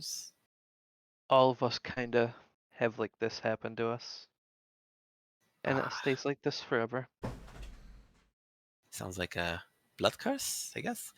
So that's totally true. Yeah, I believe so. That's horrible. No one deserves such a thing. Uh, hmm. As you talking to their gargoyles in their composition. All of a sudden, your right hand smacks out and knocks Holy's teacup off the table. Oh, really? Gobbles? Okay. Sorry about that. Ah, it's all right. I understand. With your story, I can understand. Yeah, I'm really a good person, but yeah, It's all my right, blood. and I pull him and I grab him and I hug him. Oh, all right. Now it's Chang's turn to get all the hugs in. It's revenge for baby. Your It's right all right. hand. I pat him on his back and then I release him after that. That's the thing you did. Was it involuntary? Like, is it a spasm, or is like something else is purposely controlling you? Yeah, he makes me do things I don't want to do sometimes. Interesting. That's terrifying. Yeah. Okay. Well, maybe we can find out which demon or devil that is controlling your family, and Oh, I help already banish know it. that much. Who is it? Which demon is it? Shut up. Shut up. Do I hear a different voice, or is it the same voice saying that? It's me saying shut up. Okay. Wait, what's it? I just want to help. Oh, I see. It's one of those things. You're probably controlling it again. Okay. It's okay. We can figure it out later. Well, for me, I just come from a family of magicians of sorts, some mages and sorts and wizards. They like my family. I wanted to go and study like that. They sent me here. They thought I have a love for numbers and formulas and the sort. And this is the best place to enhance and to learn and to become a great wizard like my family. I want to make them proud. I see. What a fascinating story. I, on the other hand, was born in a farming village. As I said, my uncle came here, and he recommended me come here before he went out on his own journey. After I started dancing while raging, murdering bandits attacking our village. That's so cool.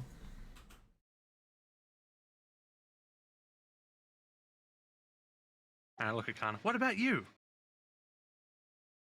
Well, I don't like anything. None of my family are like me. And one of them was completely empty. Yes. And I didn't really play with anyone growing up, so I just read a lot, and I always had a bit of magic. I used to play in the dirt a lot and play with mushrooms, and then one day I tapped into something, and it became part of who I am. Became part of who I am. Became part of. Is that when the mushroom starts growing from your head? Or is that when the mushroom starts growing from your head? Maybe around Or the is same that when time. the I'm not mushroom sure starts if they growing from your head? correlated, actually. Fair enough. I'm trying to do more research to learn about myself. But I also just want to, do something nice with my life, since, sometimes my life's not so nice. But things are good. Things are good now. I have you guys, and it's really nice to have friends. Of course. I know how you Guys? feel. I didn't have many friends growing up either. Yes, I'm probably similar. Like, I might my nose in my books too much, maybe, and didn't really socialize. So perhaps I can do it here and make up for last time.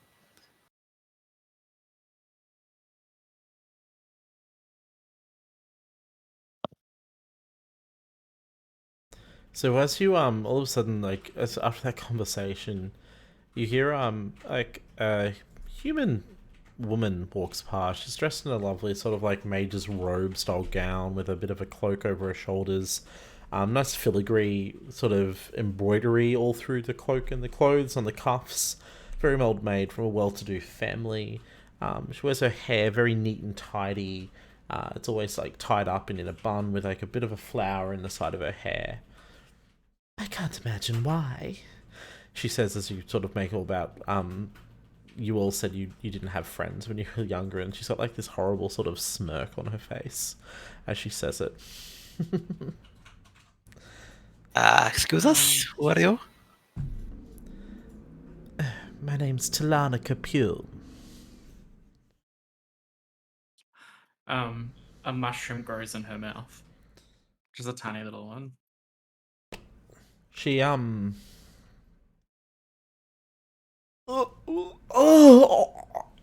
she quickly like turns around, like pulls a serviette from out of her pocket and covers her face while she pulls it out and throws it on the ground. Are you all right? This thing just appeared in my mouth. She pulls up the mushroom. It's horrifying. Her eyes cast narrow. presentation. Because cast presentation, and I'm going to make mushroom. it seem like I'm going to create an odd odor coming out of her butt. Oh. Honestly, that kind of mushroom only grows around, grows where nasty things come from. Ah, So, what is the smell? What? You just fought? honestly, that's probably why the mushroom was growing there. You people, you things disgust me. What? You're the one with bad hygiene here. We're sitting and eating our food, and you come in and fart and shart, and I don't know what else you would do. I mean, please, How do you know have the such manners. things? I've never created a disgusting mushroom. Something must be wrong with you. She throws her drink at you, Kana, and then storms off at that cop. She's absolutely lost for words at this, thinking she had the upper hand. You guys have deftly turned the situation around on her. She goes and sits down at a table. Yeah. I'm gonna use Mage Hand to pull the flower out of her hair. Aw, you ruined her flower too. So as you do, part of like the bun that was in her hair becomes unraveled. It was clearly attached to a pin that was pulling it out. Her hair falls out. She going to quickly. Where did I put that? Yeah. Slipping through. Okay, she makes that. So as she does that, she's bending over while she's walking to try and pick up her hairpin. She almost stumbles, but she very elegantly recovers and makes it look on purpose. And she goes and sits at another table with Greta, that you noticed earlier, and with the dryad that you saw, and another elven gentleman with like really orangey red hair, who's wearing some like clothes, and he's drinking a weird, drinking a weird looking clear beverage, like not clear, like a brownish off colored. Could be a whiskey, could be a tea. It's hard to tell. And then the Dryad's there, and Greta as well. And Greta waves over to you guys. I wave back at Greta. I'll wave at I her will too, wave guess. as well. And then you see them, they all get back to their drink and start talking. And but you do notice that Talana keeps giving you the evil eyes occasionally. She's fixing up her hair. Very narrowed slits looking at you all. I will say in her head, "We're gonna get you." She spills her other drink and like jumps as she gets that, and then looks over at you. We have two telepathics. I'm eating a sandwich. I'm eating my food, yep. Drinking my smoothie. Watch that's- I do the same. I put them to her head. You gotta watch out for those stinky mushrooms. I was like, You can see her just like shut her eyes and take a really deep breath in. I think we have two telepathics. I think I need to take up the telepathic feat. Oh my god. I can start singing "I'm too sexy for my shirt" in people's head. Oh my god.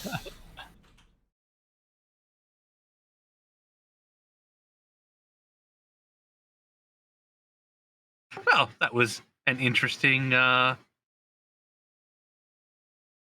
meeting. Nice, not Really people, uncalled not for on her nice. behalf. Exactly. That's what Well, happens with the rude people. Yes, glad Unfortunately, not everyone is going to like us. I'm glad we nipped that in the bud. Jealousy, honestly.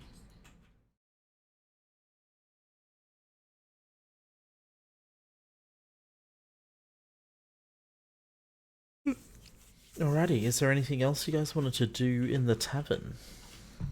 Or the cafe? No, nothing for me. Nope, me either. Okay. Like to retire for the night?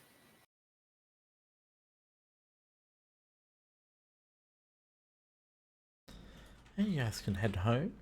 Back home. Back to the table. Is there more? Is there a note there? No notes. Okay. Your schedules are in your rooms. You will find your schedules on your bedside table with your classes. As you all go to check in your rooms and settle in, but you can find pretty much anything you want in the dorm room. So there's like snacks available. You can make tea and coffee, hot chocolates, drinks. No alcoholic beverages, obviously, and nothing too gourmet. But the basics are all here. I like how one of the rooms was already marked with Sheet's room. Oh, Kana's room. Kana's claimed one as well. How do I claim rooms? You just make a text box and write in it. Okay. Let's see how I do. You're always welcome in my room. Okay. Thank you. As long as you don't mess with my mushrooms. Which one would you like, Goblin? I'm not bothered. All right. I'll just go for the south room, I guess.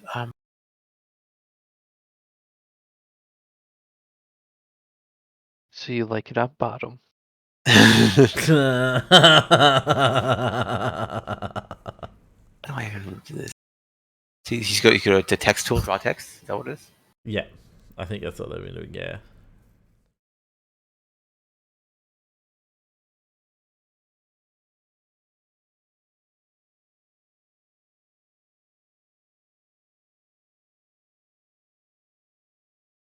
Okay.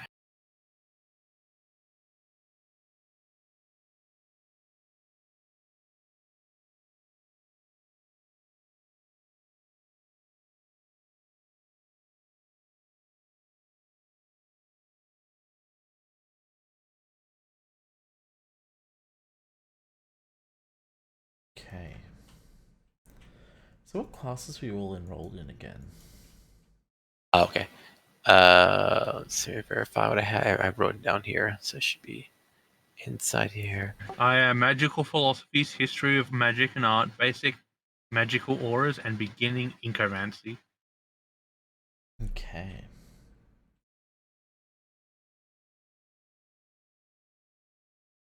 I have magical philosophies, beginning incomancy, basic magic auras, and arcanobotany for beginners. Did I write mine down? I don't know. Did you? Mine is. Oh, I did. Arcanobotany for beginners, basic magical auras, and beginning computational magic. Yep, I have the exact same ones. So. And of course, magical philosophies, but we all have that, so yeah.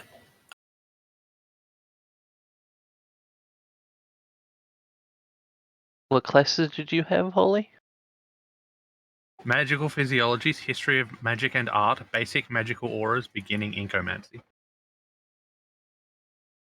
So we got 2 classes together. Yep. Well, 3.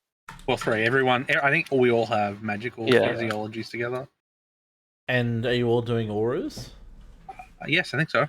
Yep. I have ours too, so yeah. You've all got those two together, and then I think Kana and Gem have all of their classes together, I think. Yep. I have Arcana and computation.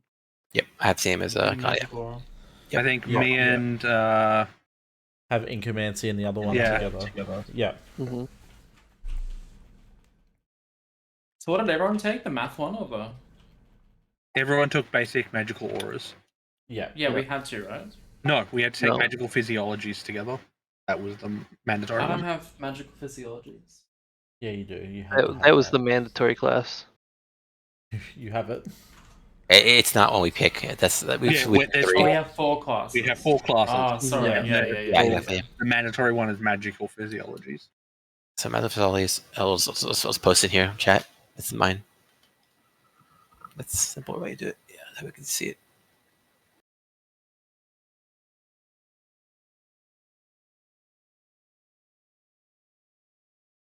Yeah, I'm the same as you, kind of.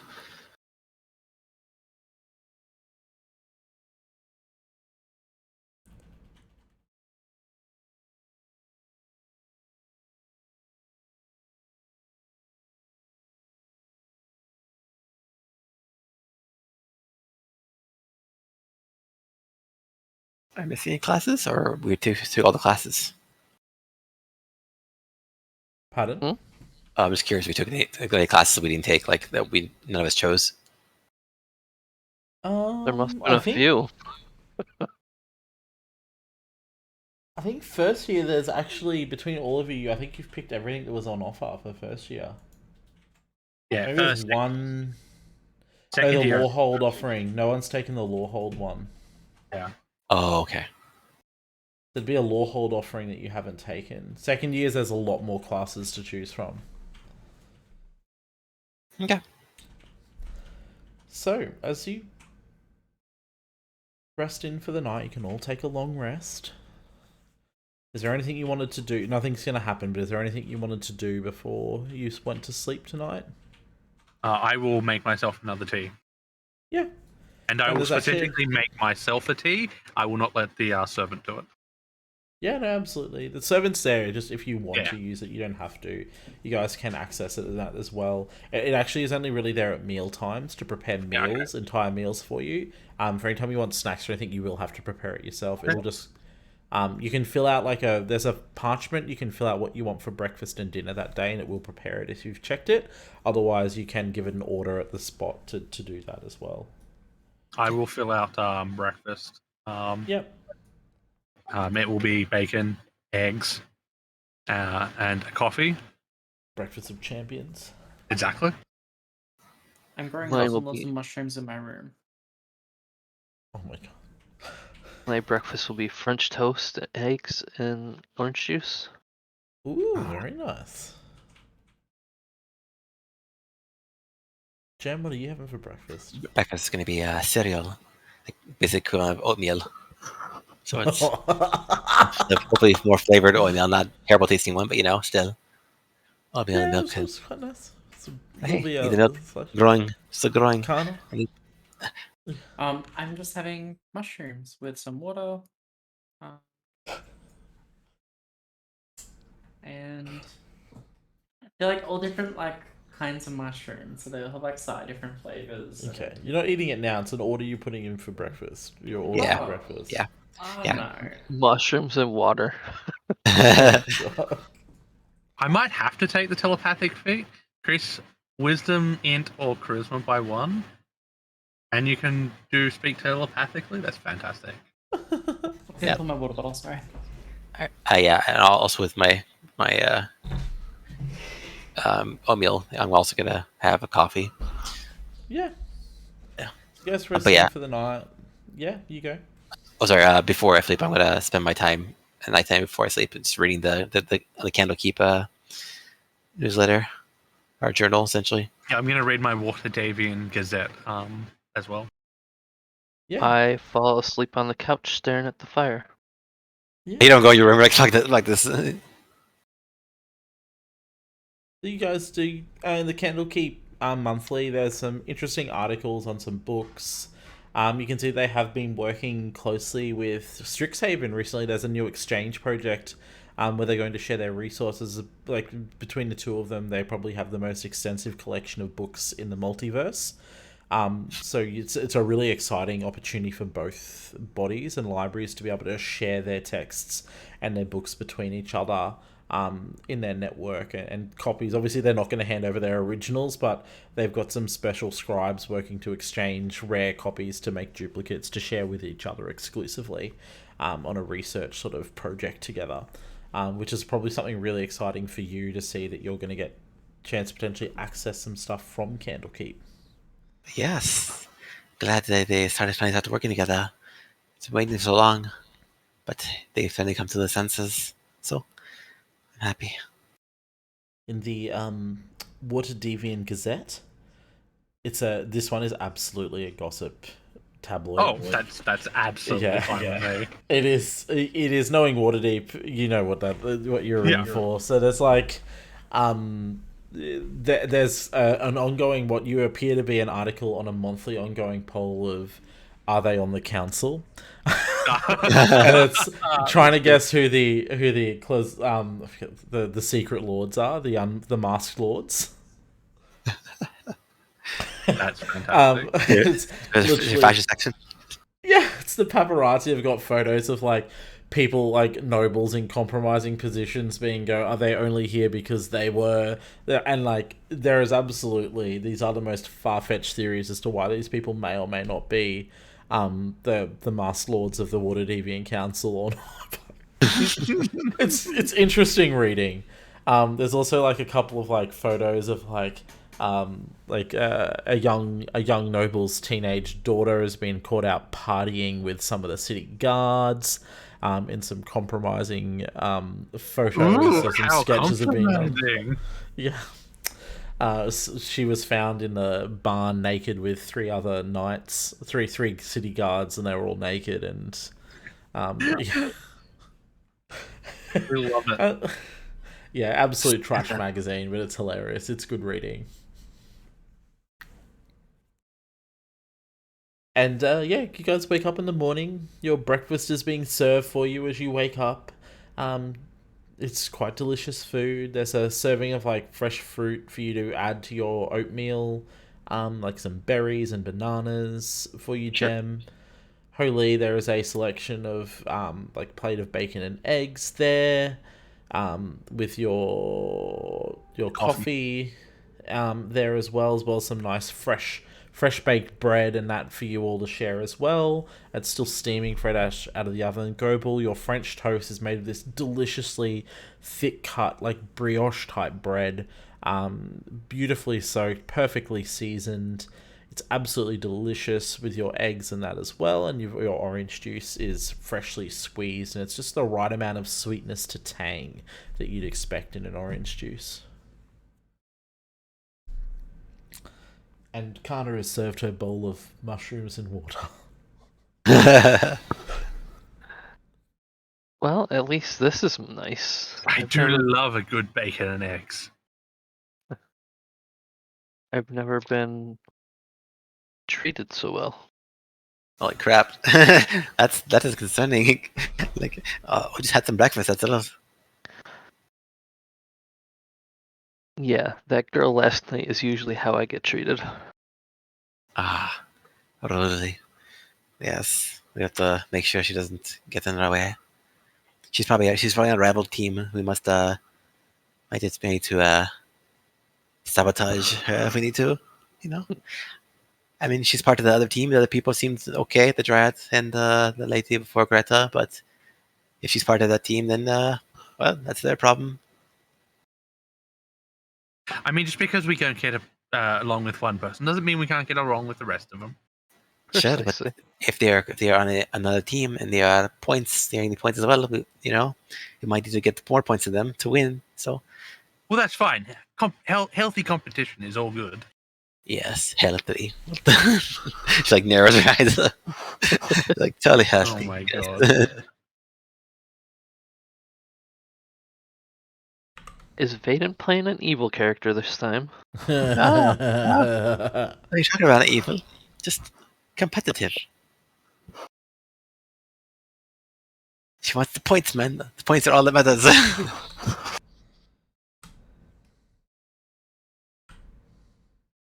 I'll cut a bitch for your points.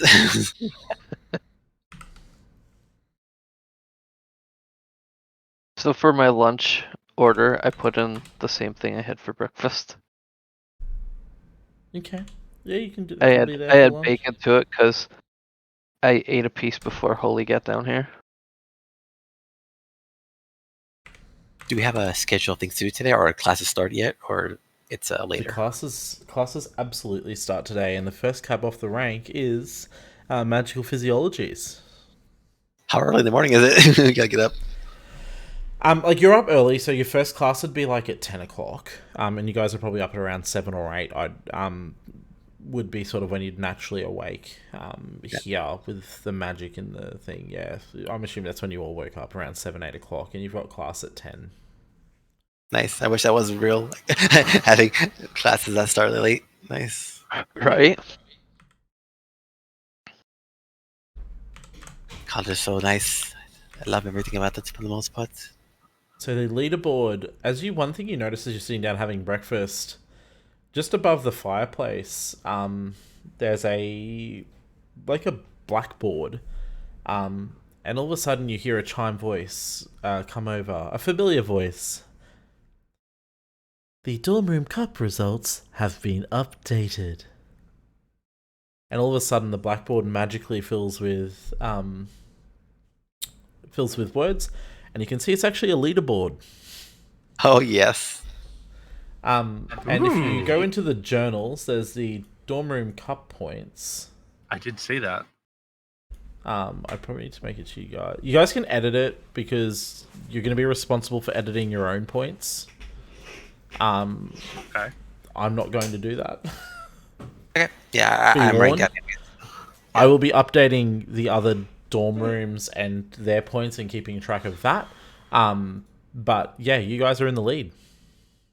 Wow, it looks like our heroics yesterday really set us apart. Yes. So you know that the leaderboard will only ever show the top 5. And you Okay. suspect that your lead is probably looking at the points and knowing what points you got yesterday. That you're only a slim lead at the moment, and that's because of the bravery and heroism you displayed saving everyone from the mimic. All right. Well, we must be careful. That if we're the lead, people might know about us and try to sabotage us. So be careful of the other students. I'd say they may be trying to be. They may try something.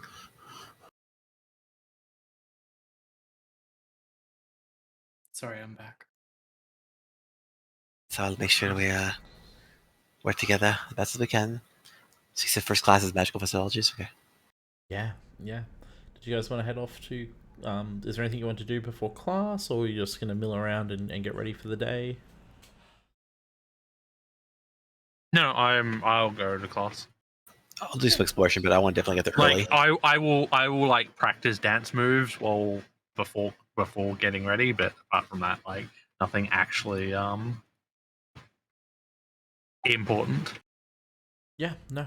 So you guys can definitely do around. Like you can fill your morning with some activities, your usual morning rituals, and you'll eventually make your way to class. This class is run by a lovely elven woman.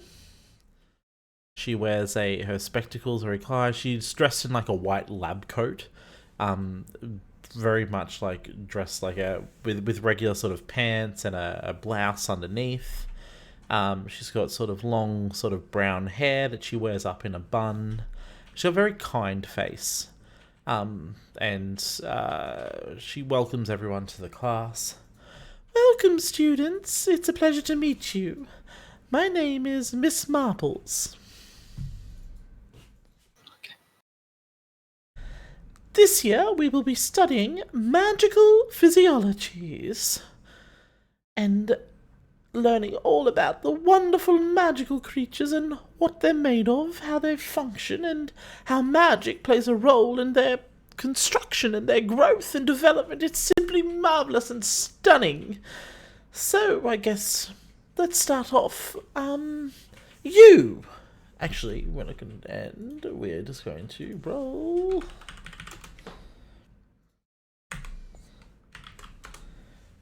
We're going to roll 1d4.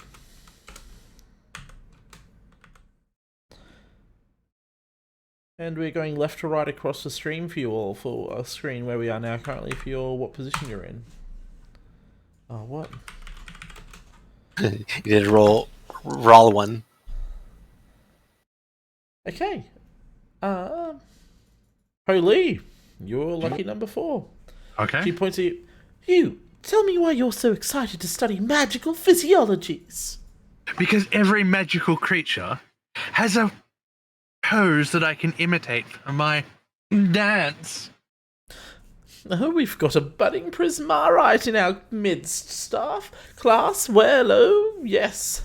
It's stunning. There's so much we can learn from these creatures by understanding how they work and what they do, understanding what makes up them on the inside, and we can apply that to our own selves.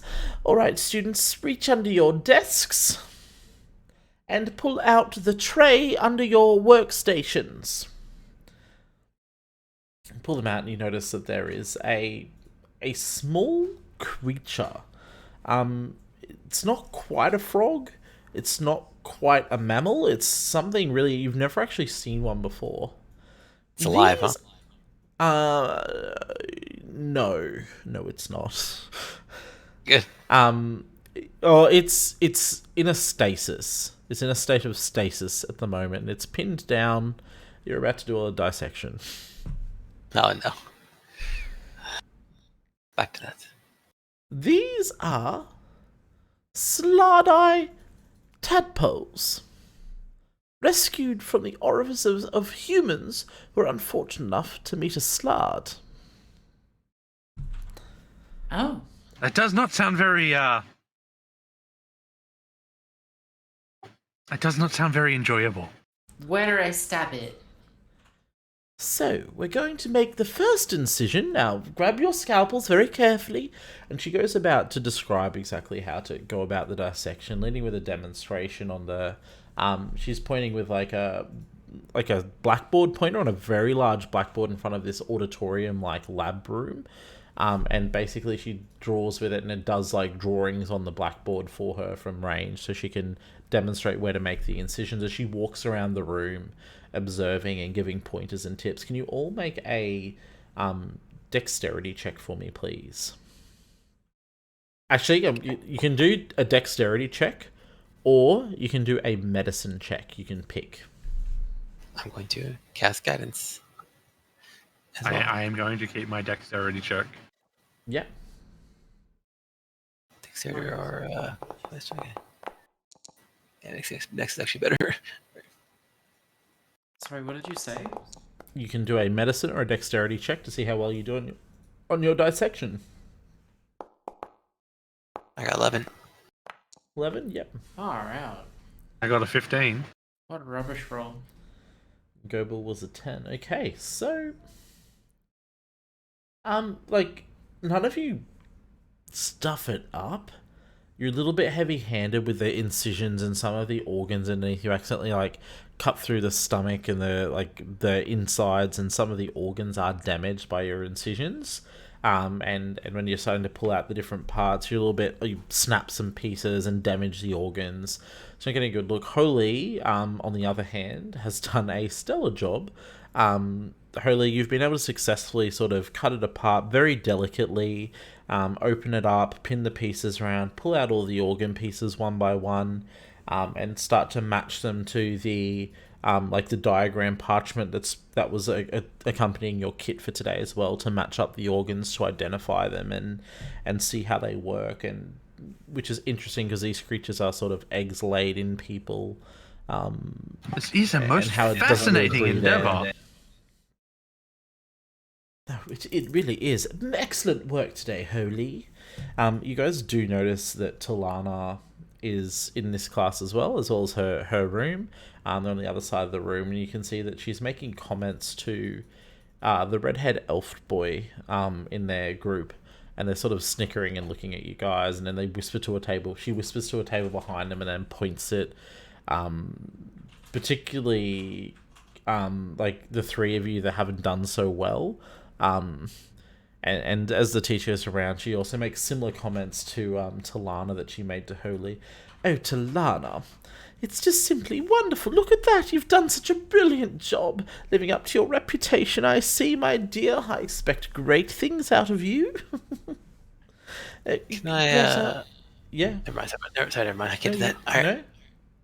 No, What I were was you thinking gonna of thing. ask? I was going to do things for precipitation, but it's not going to really work for that. Okay. What I was going to do, so it's fine. Never mind. Okay. It's like, Greta, better luck next year, my dear. Next time, my dear, need to improve. Delicacy is key here. You can't brute force everything. And she starts to wander around and milling around. And you guys are basically, you've had your first successful look into the first stage of a slud. And they I are will. one of I the... will. I'll Yep. say in Gem's head to have the odor come out again. I'll look at them for a second, or And nod, then, and then as he does it, I'm gonna do a thaumaturgy to make a fart noise. oh, perfect. Okay. So, yeah. Oh my god, how loud is it? It's loud enough that everybody around her hears it. Okay, so you guys, Sure. yeah, That's it. I'll do what he said. Yes, yeah. yeah. And how bad are we talking? Like, people are going to be sick bad or just offensive? It's just odd odor, so I don't think it's gonna actually physically affect them. But like, yeah, it will definitely not smell good. Okay. Also, it says I So- can soil object too. So can I soil her pants? Like, I don't know. Like, Oh my god. You can, because you can have up to 3 prestidigitations on at the same time. So you cast prestidigitation to make the smell, and you can then soil her pants at the same time. yeah, can I? Yeah, I mean, it's the soil. I don't know what soil means exactly. So dirtied up. That's all I know. So Yeah, I'll I try. mean, You essentially Yeah, make a yeah. shit stain on her pants. Yeah, chart exactly.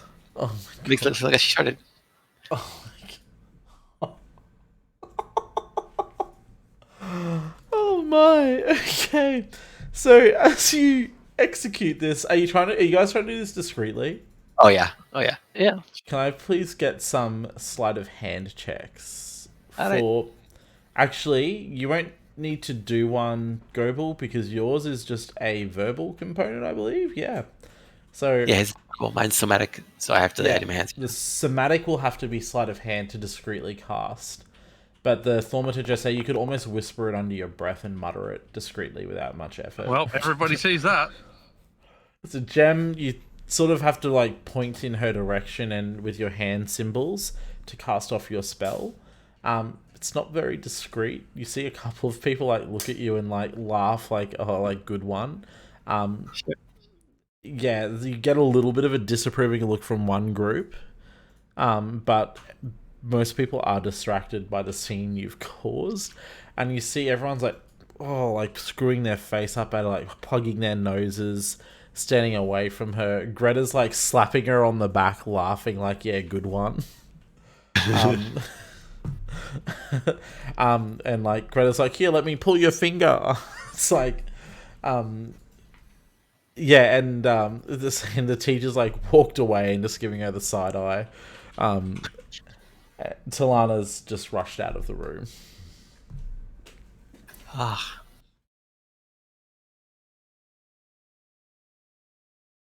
Oh my god. Sucks to be her. Never did thaumaturgy and prestidigitation make such a great combo. Yeah. it's destiny. So she you guys managed to head out of, you successfully can spend your 3 hours in class doing the dissection learning, and then you head out and you've got to make it to, you've gotten actually a bit of time for lunch before your next class. Where do we want to go for lunch? The cafe? Back to our room? Well, I put an order in for back in our room. Well, then let's go back to our room. Sure. So is there anything you guys want to do over lunch in particular? No, I will just have a nice lunch. A nice hearty meal. Nothing too crazy big, but like just like much probably gonna eat like a stew or something. The next class you have today too. Yeah, and basically anything you order, is readily available. The creature's like, yeah, you'll get a nice hearty stew. Yeah. If that's what you're after. Yep. With some beautiful fresh bread again. You notice it's sort of baking this bread fresh for every meal. None of it's that stale, crusty stuff you get in some taverns that you've all probably experienced in your lives. Get a pork curry. There they go. They'll muster that up. Yeah, it's not the best curry you've had. That's It's okay. pretty basic. There's not lots of pork in it. It's mostly like filler with potato, but That's it's a curry. Yeah.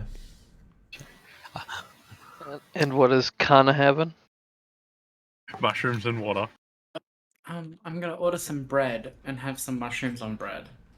Oh my god. I'm like, I think to myself, like, is that cannibalism at this point? I don't know how this works. Is it cannibalism if you eat yourself? Why would I be eating myself? No, I'm just curious. I don't know what your connection with the mushrooms are. I don't know how close. Well, she goes ahead and explains all the different genuses of mushroom that are on her plate, and about how that in her possession she has something around 2,000 different mushroom spores, and that none of them are what she is. Okay. No problem. Just curious, Thank you for the information. I appreciate it. The learning experience. If you ever need, she takes a little mushroom and using Druidcraft just instantly grows it. Like she takes a spore sample, grows it and drops it in water, and she says, "This mushroom's caffeinated, so it's kind of like coffee," and she just drinks it. Coffee mushroom. That is fascinating. This has a caffeine strain.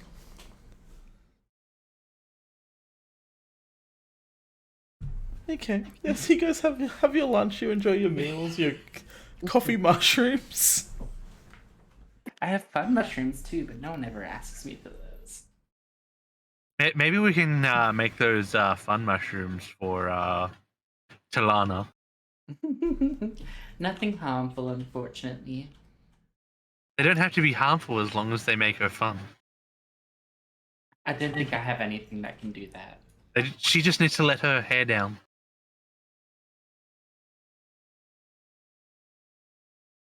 We Anyway. did that to her once before. Oh my god.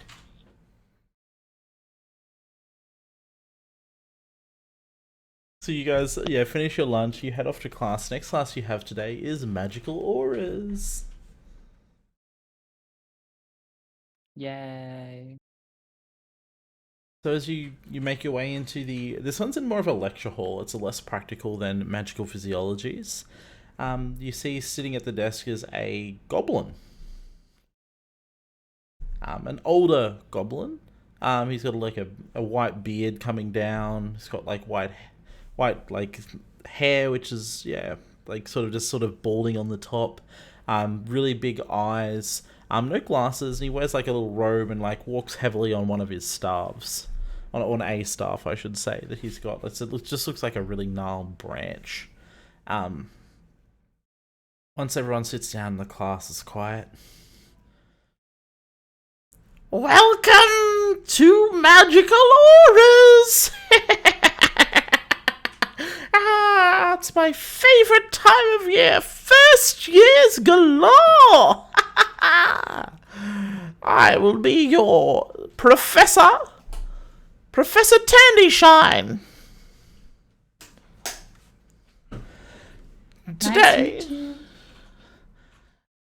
Today we'll be learning all about magical auras, how to identify magic, how they can be seen, how to conceal them, what secrets they reveal. So, I would like you to open your textbooks to chapter 27. I suspect you had done all previous 27 chapters as your holiday reading. I'm just joking. Chapter 1, folks. Oh, this really is a tough crowd, isn't it? If I want to do the additional reading, where do I get the books? You were given them as a part of your induction pack. Oh, I definitely read all those. Yeah, okay, well, you're ahead. Stop interrupting my lesson. Now! Start your lesson then. Basically, he starts taking you through the reading of the textbook. You go through the first chapter and you start a discourse on magical auras, the basis of that, and what things you might learn from them, how to identify them. He does a demonstration of detect magic, things like that. So it's interesting. As a quirky little professor, he likes to try to pull little pranks that aren't really that funny. He thinks he's funnier than what he is. But he's quite friendly and a little bit quirky. Okay. At the end of your class, each dorm is handed a piece of a project or homework. Okay. There are several magical anomalies, and there's about 6 different ones, and several dorms have been assigned to each one to try and identify what they can by the. You've been given a couple of days as quickly as you can to identify what's going on with these, and he wants the project back by next week's lesson. Okay. What are we identifying? So you lot have been given. There's a mysterious anomaly in the library. Yeah, we killed it already. No, you haven't. So this one is there's a lighting there's a strange magical aura in one of the study rooms in the library that he wants you to investigate and learn what you can about it before next lesson to see what you've been able to identify. So did we learn about detect magic? As an example, so you have been given as a part of it. There is a you've been taught a strange little tool, an incantation to be able to create a lens that will help you identify magical auras. It's nowhere near as effective as detect magic, and it only works on campus. It's like a part of the intent to help students who don't have the ability to cast detect magic to still be able to identify auras and things like that. Okay. If I had detect auras, can I use that instead, or is it like a more effective version essentially? Do you have detect magic? I do. Yeah, your detect magic would far surpass it. This is like a magician's trick to be able to identify if some enchantments are nearby and things like that. Detect magic is far superior and much more powerful version of it. Okay. Can I use that in the class to help show off essentially? Oh, yes, I can do the same thing, but better. The actual spell.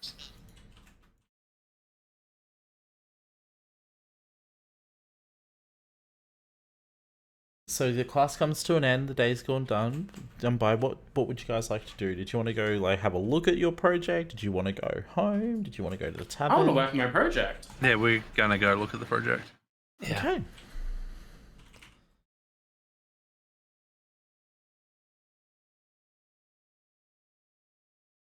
Oh, sorry, it's the first floor.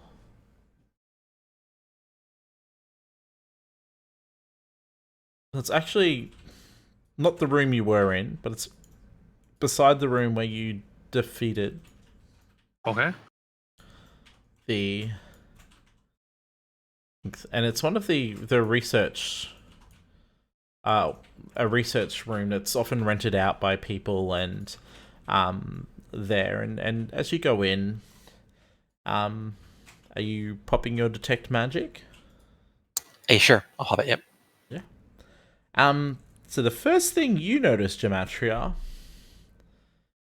is a strange aura of conjuration magic around the ping. Go over to it. It's almost like about the shape and size of a doorway. I'll try touching it. Your hand goes straight through it, so it's just the magical aura. There's no physical object here, but it's in the shape of a doorway. What do you see? There's a sort of I don't know, doorway of sorts. I don't know. It's just floating here, but there's no object attached to it. I don't. I can't touch it or anything. I don't know what else I can do. Like I'll try to walk through it. If I can see if it does anything. If I walk past it or through that where I think it is. Nothing. Nothing happens when you walk through it. Interesting. Did I detect also pop anything else, or is this the only thing it detects? That's really the only thing in here it detects is the the magical the door shaped conjuration magic aura. I'm gonna use prestidigitation to make a puff of wind and try and blow the door open. Okay. If you blow, nothing happens. Anything else in the room that you found interesting? Can we do an investigation or? I don't absolutely can. Okay. I will help you with that investigation check. Okay, and I will use guidance as well.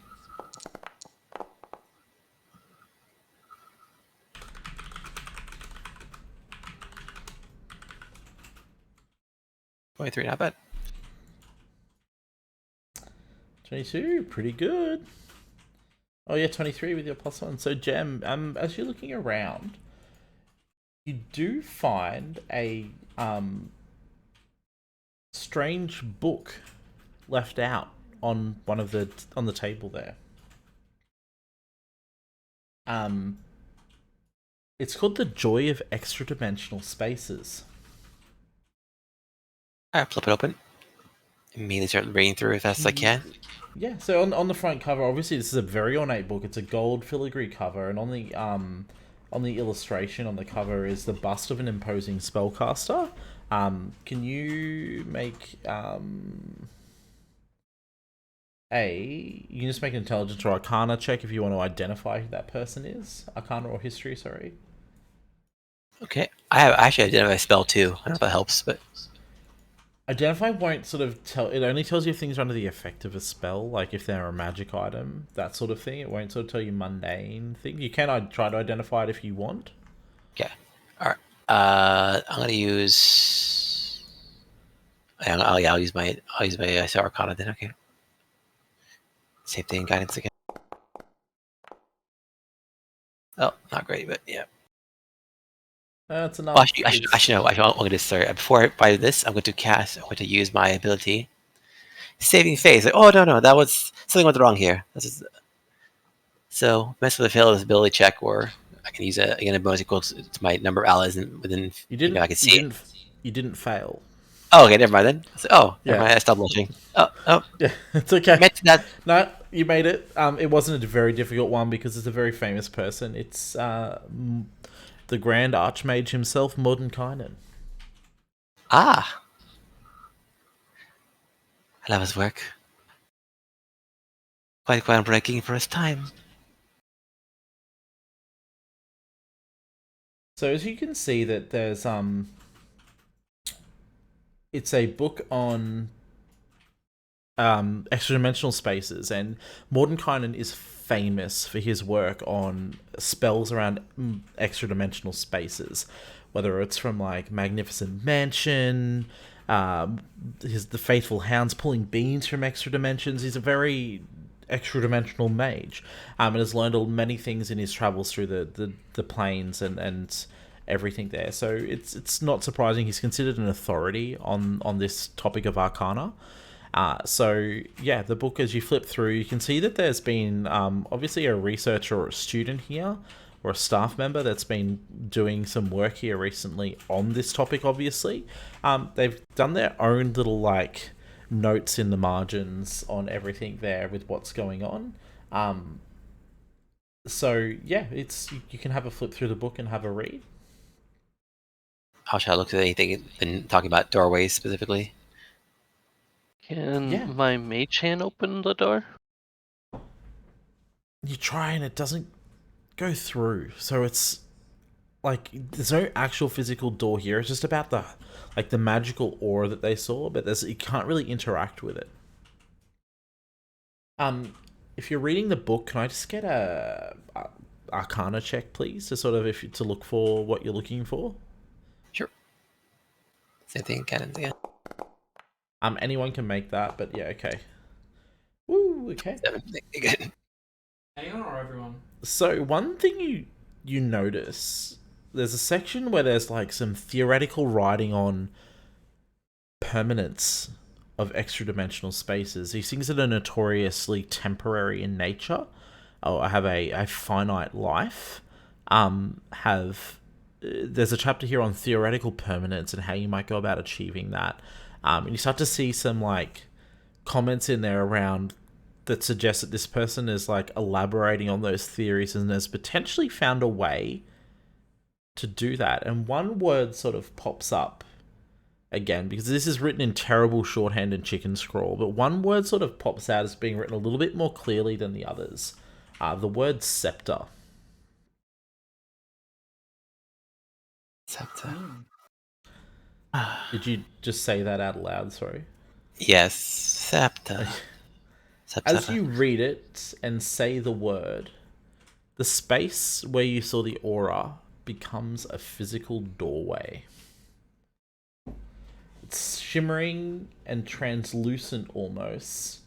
And then they begin to slowly dissipate.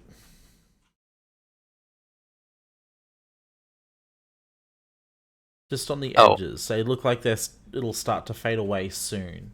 But what you suspect is you've just uncovered the command word. Yes. So scepter is the command word. Yes. All right. Oh, how talented! I'm very proud of you. Wait, sorry. What was the project in the first place? We were supposed to do? You're supposed to investigate and discover the nature of this. Okay, that's all. Okay. There's just a magical anomaly with a magical aura that they had found. And these tend to pop up around this school. It is not uncommon for weird magical shit to go on at Strixhaven. But yeah, for this instance, you were just asked to investigate it. Do you think we've investigated enough?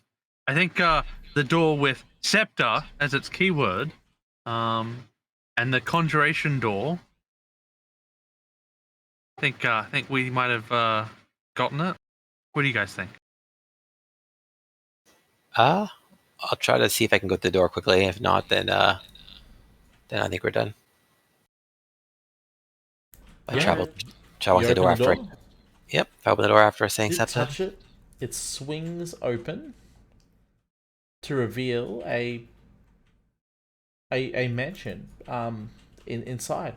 It's luxurious, but not ostentatious. This sort of main hall, as if it were an entryway. There's hardwood. You see that there's like carpets and beautiful rugs. There's bronze fixtures on the doors, brass or bronze too. So as I said, it's very luxurious, not ostentatious, very inviting. And as you can see through one of the windows from what looks to be a balcony, as you're looking through the door, there's a swirling sort of indigo miasma just 20 feet from the building. I have a feeling this is some type of extra-dimensional space.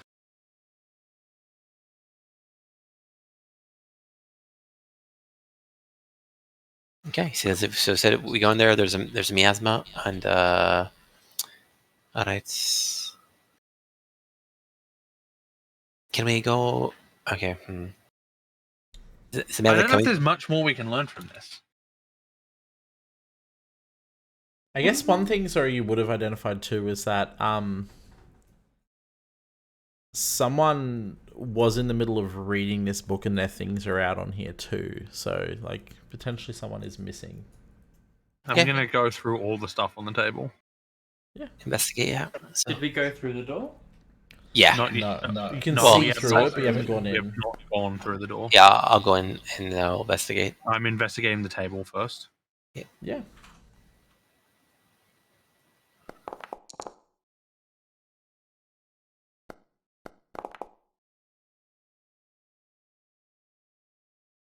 Is there anything to identify this missing student? Yeah, but looking at it, it's not a student. It appears to be like a research attendant, like someone who's like an employer, like a faculty member, not teaching staff, but research staff. Okay, anything to identify this research staff? just the scroll in the notes, and their name would appear to be Matreus.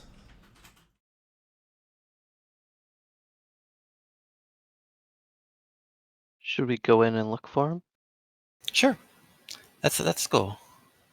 Curious to see where the person is. Yeah. And as Confirm we this- step inside, you guys will walk inside. Mm-hmm. You hear the doors close shut behind you. It's a trap. And that's where we're going to call it for this week. Okay. Hey. All right, cool. Nice job. That was interesting. Thanks for joining us, everybody. Hope you had fun. Got 20 points. That's the most important thing. And we will be back next fortnight. Hope you can join us then too. Bye.